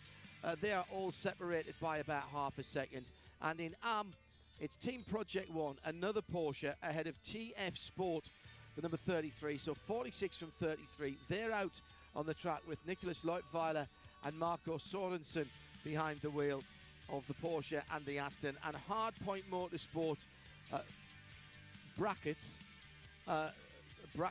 Absolute Racing, Andrew Harrianto in the number 99 has just left the pit lane. And with a delayed start to the session, we still have 37 minutes to go here in free practice 3, and it's all live on Hagerty. And as they come through now as well to finish the remaining of the session as well, Josh Plays is still with me on the commentary. And Josh, can you hear me? Yep, car 708 locked up and cut the final part of the finals, okay. More problems then out there on the back of the track as we are waiting as Nicolas Lapierre is going slow in the 36 Alpine L-Team down the back straightaway, and this is not good news. This isn't where slow zone is, but he looks like he's in limp home mode. He's stuck in 4th gear, Josh. This is not good news at all in any way, shape or form. Not good news at all. I've got 2 screens. One with 35 minutes and 41 seconds to go. One with 36 minutes and 15 seconds to go. I know what you mean. The timing screens are not going well at all with us at the moment. No, here. I mean with the one screen is live coverage and one screen is Disco Plus. So I have 2 different screens. Both full screen. Taking out 708 with Oliver Platt at the wheel as well. Still circulating out there in the slow zone. But that 36 Alpine going slow, and they've now put the white flag out, unfortunately, at the other half of the track. Finally, we've got some data back with us out here as well to hopefully get Radio Le Mans back in operation. But it's been such a pain get everything sorted out there at the moment. So that Alpine going slow, that just really rubs it in how much of a bad weekend they've been having so far. Really quick in the opening 2 races. Now mega slow in these practice sessions we've been having as well. So kick in the teeth if you want to. That Alpine touring in. It's going to be a long way in. 34 minutes to go. Barrier is being repaired. We're being told, but we haven't actually heard anything at the moment from them, which I'm finding surprising. No, we haven't seen any TV pictures recently. No, nothing down there. Maybe if we stay on board with the Alpines, we'll see it. Hopefully shortly. But have Le Mans tweeted the accident? No, they haven't. Just the reason for the red flag that happened before. So that's okay. Right, down to the pit lane and starting with some good news, bad news for Shea Adam. Yeah, so the good news is that the 65 Panis Racing LMP2 car that was having an engine change has finally finished. The guys have done their work. The car's coming out into the pit lane and it's about to go out with Julian Canal at the wheel. And Shea Adam has the other side of the story with the news on the damage to the TTS Racing Oregon. It's not pretty. If the car we saw yesterday, the Algarve Pro car, is any indication of needing a new tub, then the TDS by Thierry with Valiant Racing will definitely be needing a new tub. The hole in the front of the nose, John, is about the size of a headlamp, and that is straight into the carbon. That is the chassis, so it is quite substantial damage the team already assessing, and will begin to pull bits and bobs off, but I would expect there will be a visit to the Oreca truck here in a few moments' time. And just a question for you and Mr. Trustwell. When did the 80 Iron Lynx Ferrari hit massive strife? Because I've just walked up next to that car. The entire back end is off in the garage. There are no drivers around. This will not be resuming in the session. But the sister car, the Iron Dames machine, just had a setup change done for Rahel Fry. She's going to take the car back out, shake it down again, and then come back into the garage. I do want to have a chat with her. Thanks, Shea. I don't know when we saw that accident for the Iron Lynx. I can't remember anything happening to that Ferrari. I did have a puncture? I think a Ferrari with a puncture, but that's about it. Don't know, but here, I was just about to say, here comes the Alpine into the slow zone where the accident is, but they cut to the pit lane with 708. Yeah, which is not good as well. That is the Glickenhaus as well, is third in class at the moment, and overall, Oliver Pla at the wheel. In fact, that car's going back into the pit lane, so that's going to be a setup change, and Oliver will get out of the car, probably to give it over to somebody else for the remainder of the session as well. As it looks like he's staying in. There's the rear view camera, which is actually the rear view mirror. I think that's a fantastic accident. Oh, Paul Trustwell with Shane. Lynx Ferrari, Matteo Crotoni, Giancarlo Fisichella, Richard High Stand. They haven't been out since the red flag, actually, Shay. They came in obviously under the red flag because that's what they had to do. Richard Highstand before then had to take a penalty for violating track limits. He was brought in for a 5-minute stop and hold penalty for violating the track limits, but then there was an investigation or a report sent to the stewards that he didn't do that 5-minute stop and go penalty correctly. However, none of that explains the answer to your question, which is why the car should be in many pieces. But certainly it's been a difficult session for Iron Lynx administratively, but also mechanically from what Jay was describing as well there. So that car currently, car number 80, sitting in, where is it? It's a bit further up than I expected to find it, actually, in the class. Yeah, it's... no, it's not. It's a bit further down than I was expecting to find it. Yeah, I can't find it at the moment. Don't blame me, Paul. Some exercise goes on down at the Toyotas. Let's take a look then at the accident as we saw it here, as they've put it out on Twitter. This is another big impact in FP3, this time for the 39 Galef Racing with Sebastian Page. He's out, is okay, but that is the damage as to why we are under this slow zone down at Indianapolis. And it just caused all the drama as well out there as well. So it was a constant debris across the track. The tyre barrier of the Armco was damaged. This was how he did it. Look, so he got on the gravel, spun round, bent the Armco barrier, did 3 spin rounds. He's out, he's okay, but that is the reason we are under a slow zone here at Le Mans, as the 36 Alpine is still touring in as well, Josh, on the back half of the track. So it's not. He's actually coming in now. Is he? Where is he on the circuit? He's at the exit of the track. Yeah, that's just the inside of the Porsche curve. So he's still in limp home mode, unfortunately. I was just having a look on the replay while we were down in pit lane. Car number 24 of Matthew Bell hit the inside curve of the first final chicane and just went. So let's get this straight. The car 24 hit the inside of the second corner of the first final chicane, which the number 36 is going through now. Yeah, that's Ford chicane. The second one's Grudemont. So the first one is Ford. Yep. Yeah, go on.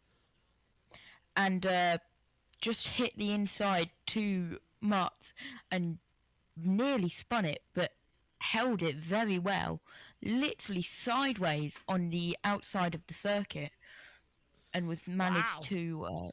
Good held from the 24 Nielsen Racing then, with Matt Bell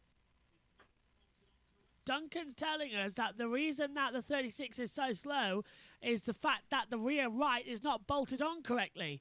So in the pit stop, the tyre had a warning, so that's not on properly. So the rear right tyre is not on correctly on the Alpine. That's the reason for he's had to do a slow lap to keep the tyre on.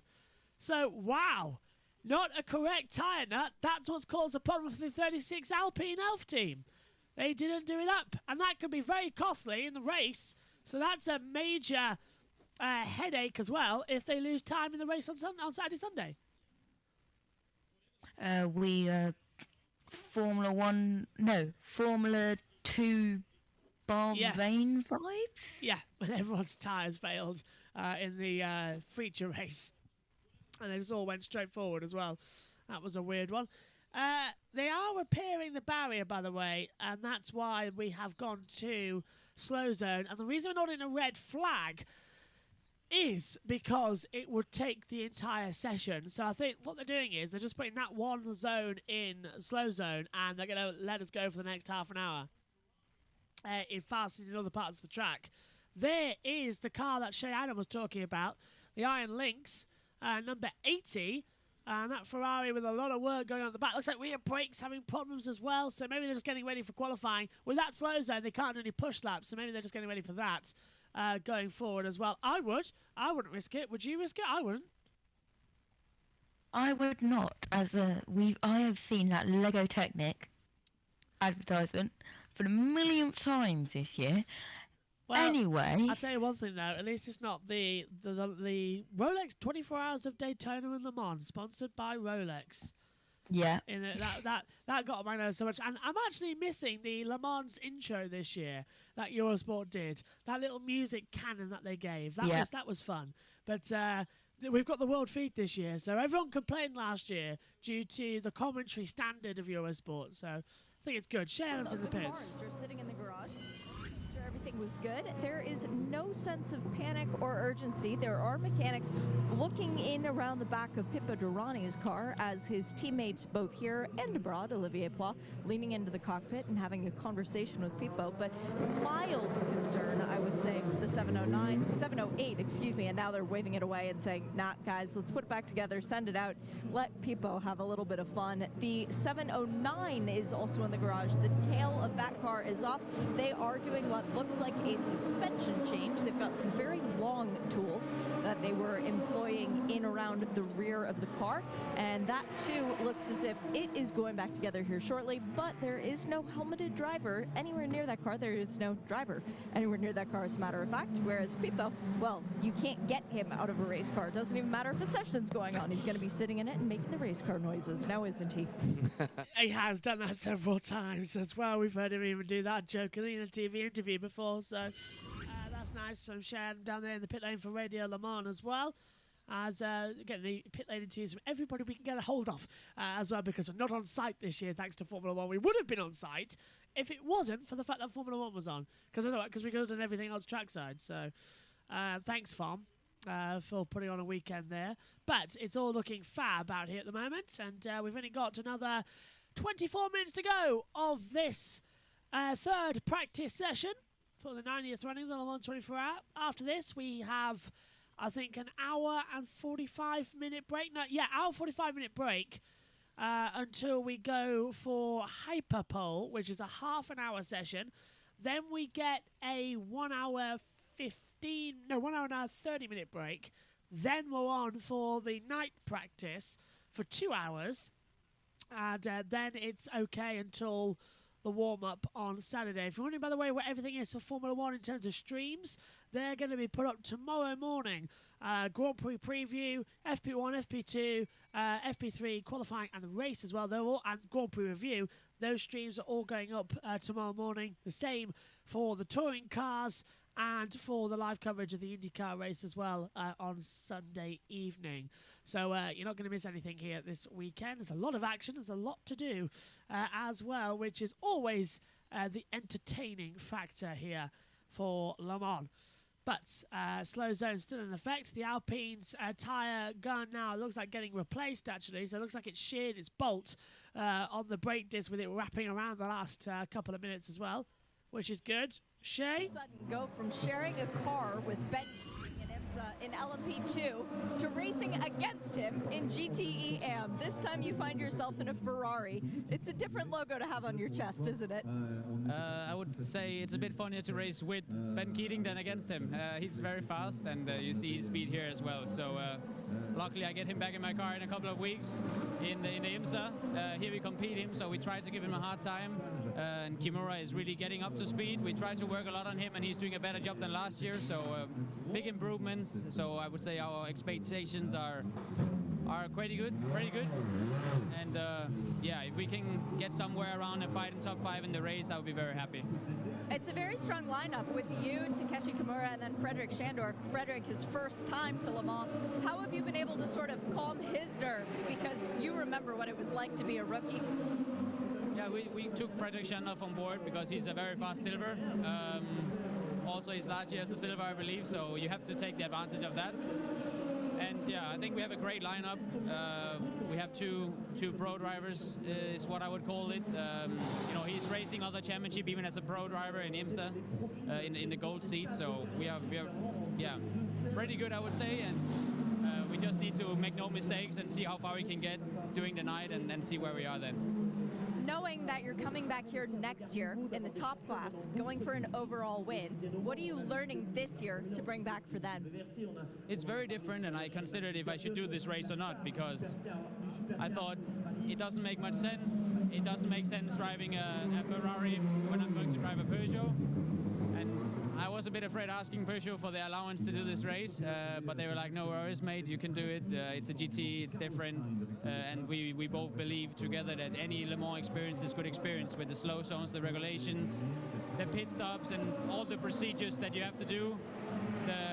Because the track is a road track, like street track normally, roads. So the track grip develops a lot throughout the week, and to have experience on this track and know that maybe an oversteer car in the beginning of the week is not an oversteer car in the race. So to try and work this out is always great experience, and to be here and get another time at Le Mans is amazing, and to even see it inside a GT cockpit for a second time, I believe makes me an even better driver in the prototype, because when I'm in the prototype next year, I know how it is to be in the GT. Sometimes you feel like they're all idiots when you drive the prototype because they're not moving out of the way, but when you're inside it, it's not always easy to move out of the way. So it's very different, but a great experience.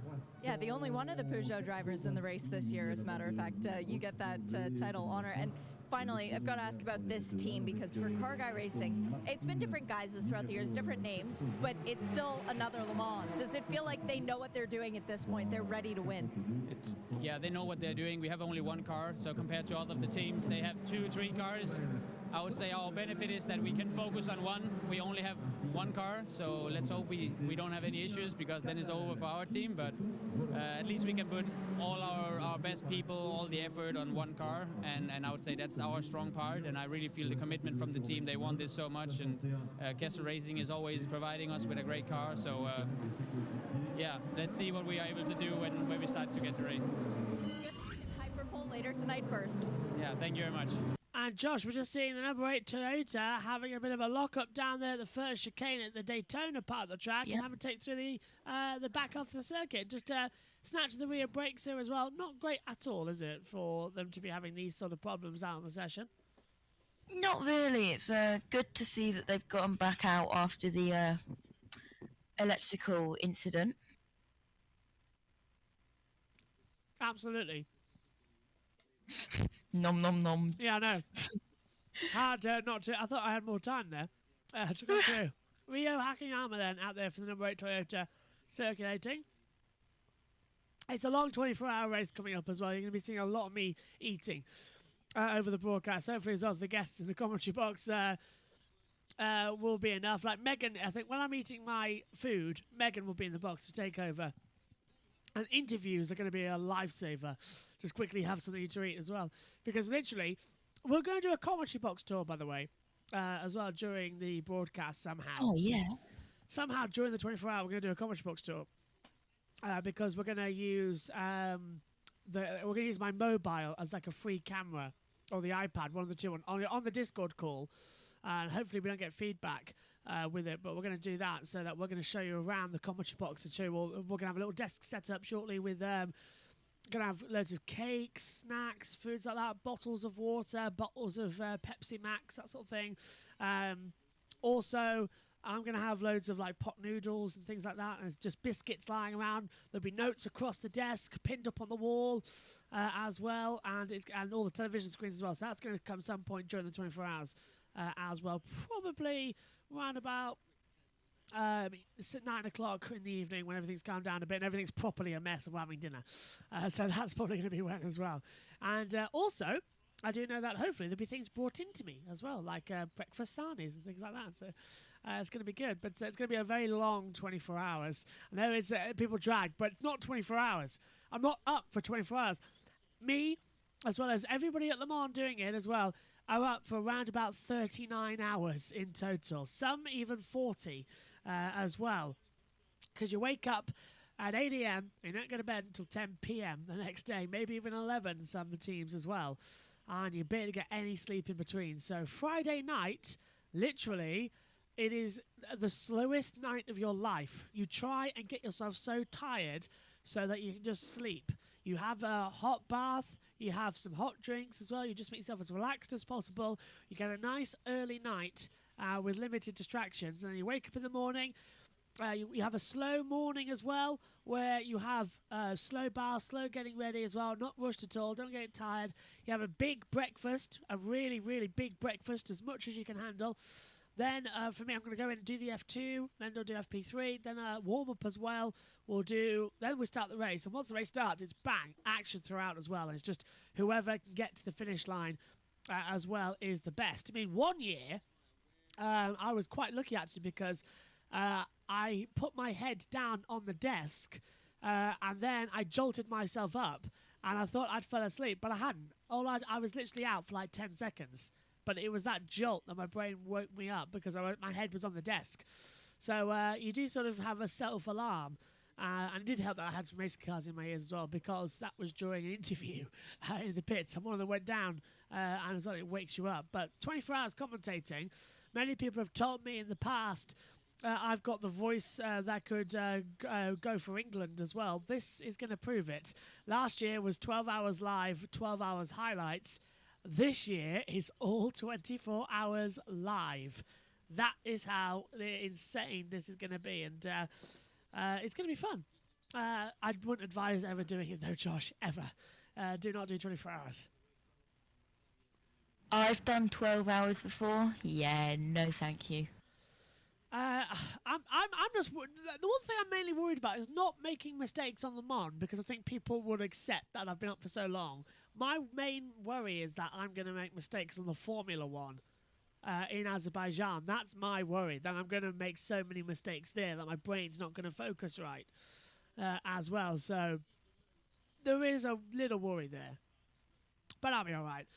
Ian Birch is with me in the commentary box for that race for Formula One as well. Just the two of us. Yeah, green. Yeah, green flag came out around about 20 seconds ago. So the barrier has been repaired. 15 minutes to go in this session, and it's going to be full throttle around all the track. That's great news for all the drivers, and some of the teams might even consider getting back out there to do some runs. So brilliant news. We've got a green track. I didn't expect we would. Did you? That's taken around about, what, 45 minutes to do in total? Half an hour? Because it was 45 minutes when the crash happened. It was 40 minutes. I think. That's just double checking, but it's not loading on Check Twitter. on your flag statistics on the Timing 71. Good idea. That'll tell me. Up here in the comments box of the monitor. Okay, we were under yellow for 31 minutes and 4 seconds. So it started at 16:23, ended 16:54. So 31 minutes and 4 seconds we were under yellow.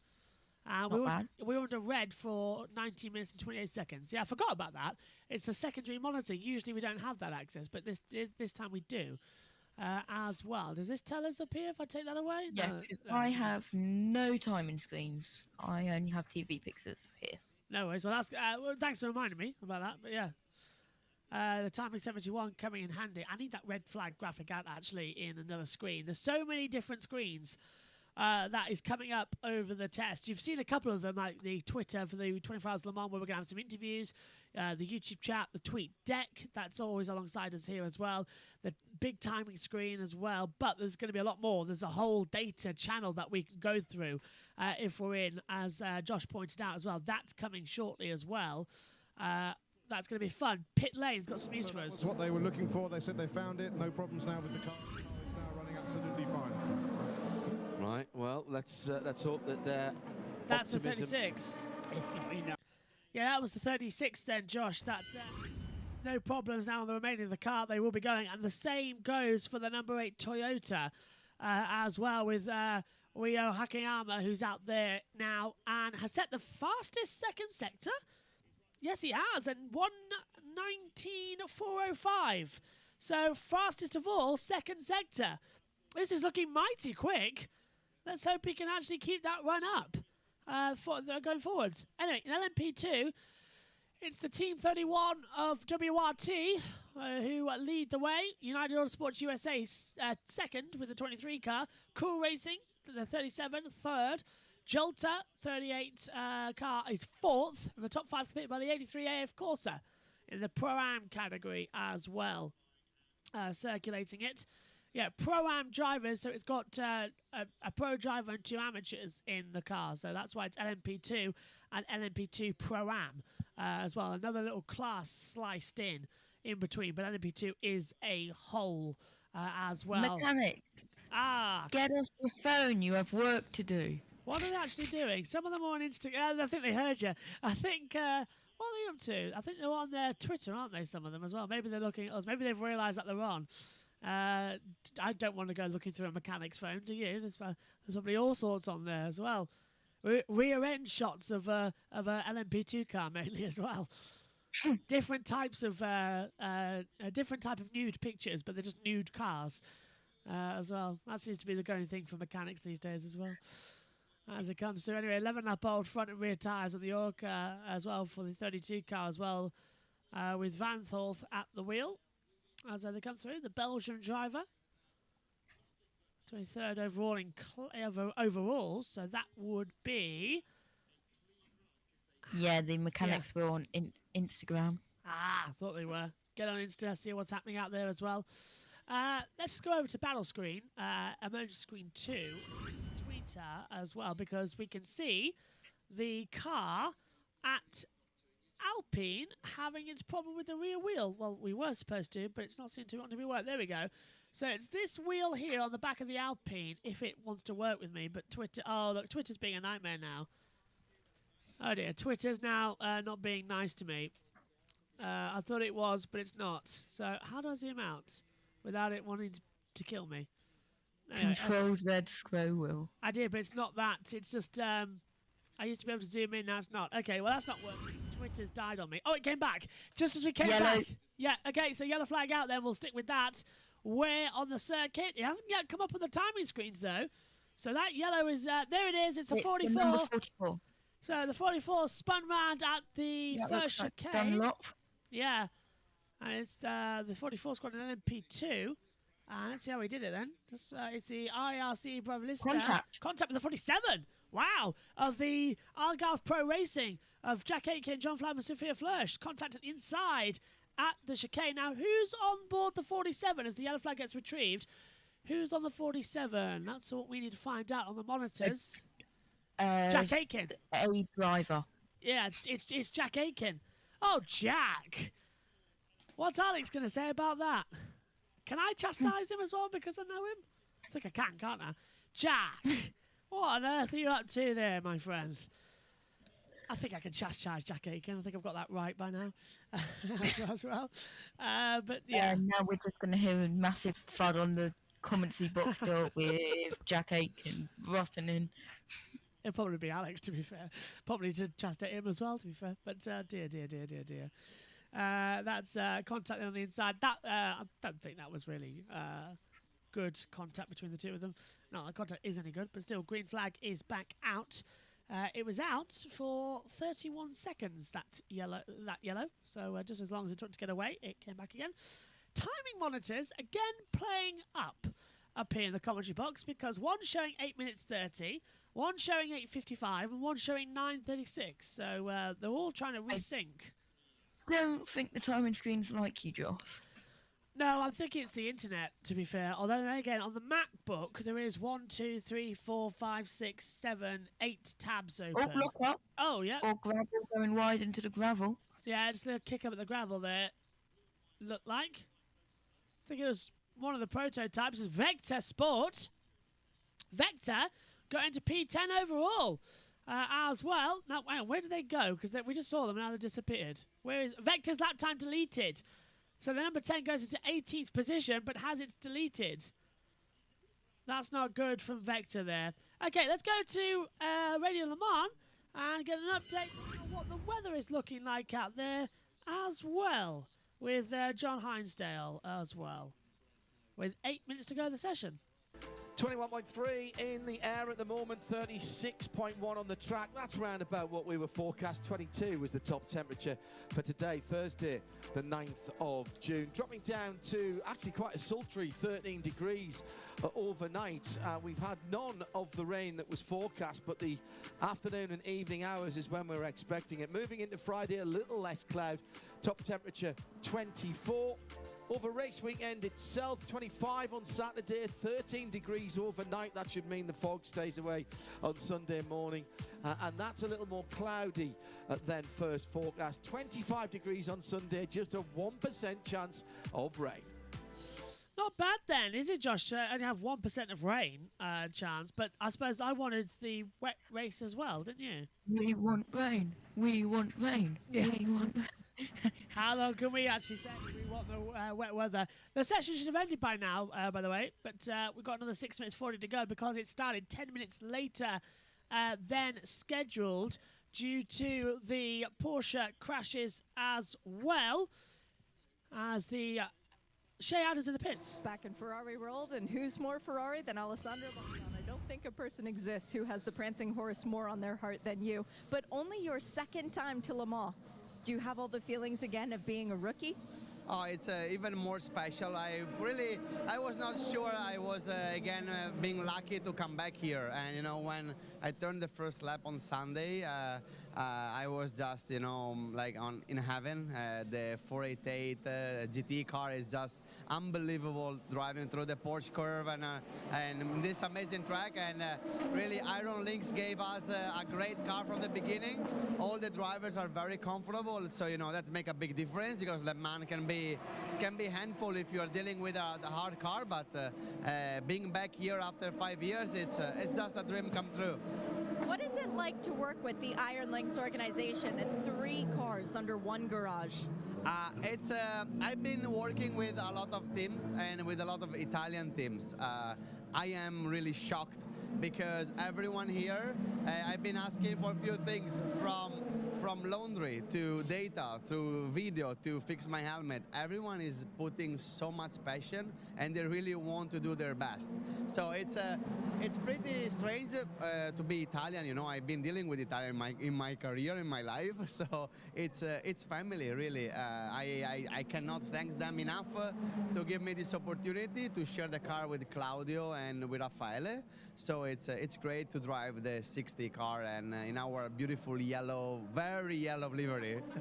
Well, I was going to ask you about that. All the cars are different colors. That clearly translates, but it's one family, one team. So driving with Claudio and Raffaele, Claudio Schiavone and Raffaele Gianmaria, it must feel like a part of a bigger team.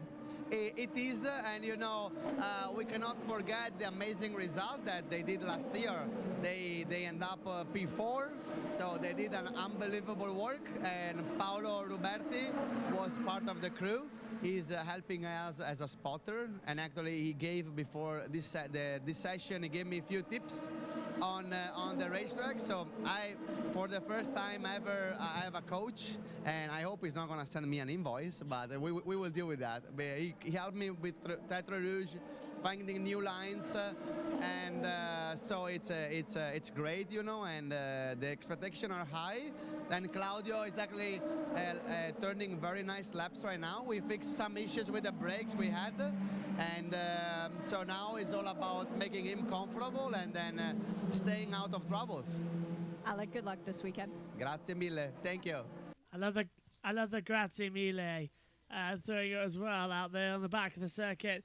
Shea Adams saying that she looks like a minion at the moment as well, feeling like it as well down there. And Shea, the resident Canadian-American out there as well for the team. Always pleasure to hear Shea Adams as well, broadcasting race. I think she's one of the great broadcasters that this world has got. She's absolutely fantastic as well. Her fluence of commentary as well is so spot on.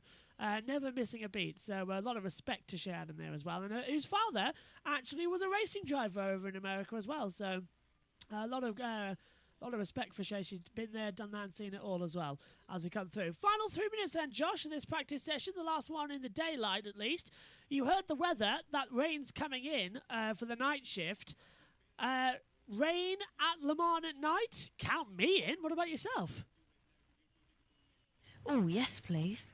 More rain, that's what we need. Rain everywhere to have the effect. Right, good news first, obviously.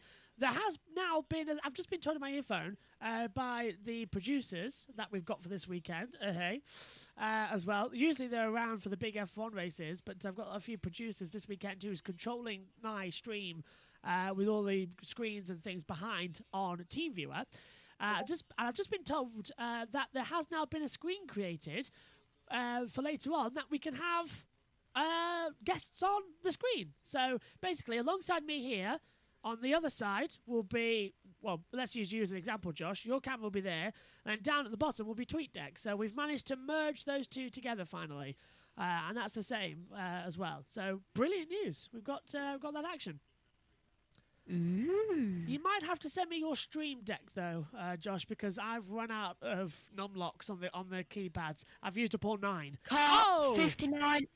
Ferrari AF as well, with it's Alexander West with the Inception Racing. The 56-year-old as well, born in Helsinki, hit the wall and has damaged the rear wing of the car.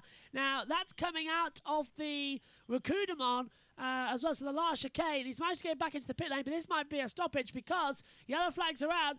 He's broken the rear suspension on the right-hand side. He's also damaged the rear wing, so it's not that big of a damage, but it's going to give the team a headache for Inception Racing as well. And no pun intended there at all. A headache for Inception Racing as well as they come through. But with 50 seconds to go, they might just leave that car there under a local... In fact, we've gone green. The car's got into the pit lane, apparently. So that's great news. Awesome. Yeah, it's right outside the commentary box window, apparently, as well, which is good news. Not outside our commentary box window, obviously, but outside that of the world feed. So we're just hearing it over our earphones to come through as well. But yeah, so great news that we've got the cameras finally set up to have a guest on. For the on the yellow doors. Yeah, the tracker was, yeah. Now the driver tracker says it's gone green, but we've got nothing for, there we go, now we've gone yellow. Yellow came out at 56, so it's gone out and come back in again. So he locked up at the exit of Recudemont, went sideways into the barrier. It's going to be a front impact into the wall. Yeah, front impact into the wall. It'll drift him back round, smashes up the rear of the car, and good night Vienna as well. Inception Racing, dreams within dreams. Going to be wishing that was one of the dreams as he gets back to the pit lane. Checkered flag is out then. The session has concluded with that car on the circuit. So that's going to delay the next session out there, which is the Road to Le Mans qualifying, I think, next up on the timing sheets. Before that, of course. So not good news at all. Martin Brundle racing this weekend as well in one of the support races, I think the Classicals that are out there. So good to see Brundle. Brundle, by the way, not with Sky F1 this weekend. as far as I was told by Martin. He said on the grid walk in Monaco, you'll see him in Le Mans in a few weeks, so he's not doing Baku. Checker flag is out then. Cars coming back into the pit lane. Let's do the quick stat attack of going through the entire class of who led each session. In Hypercar, it was the Hypercar Hydrogen. It was the number 7 Toyota Gazoo Racing, Mike Conway at the wheel when the checker flag came out. In normal Hypercar, it's the 708 Glickenhaus Racing as well at the wheel of that car. I'll tell you in just a second. Was Slow Zone. Slow Zone, in effect, okay. That was Luis Felipe Durrani.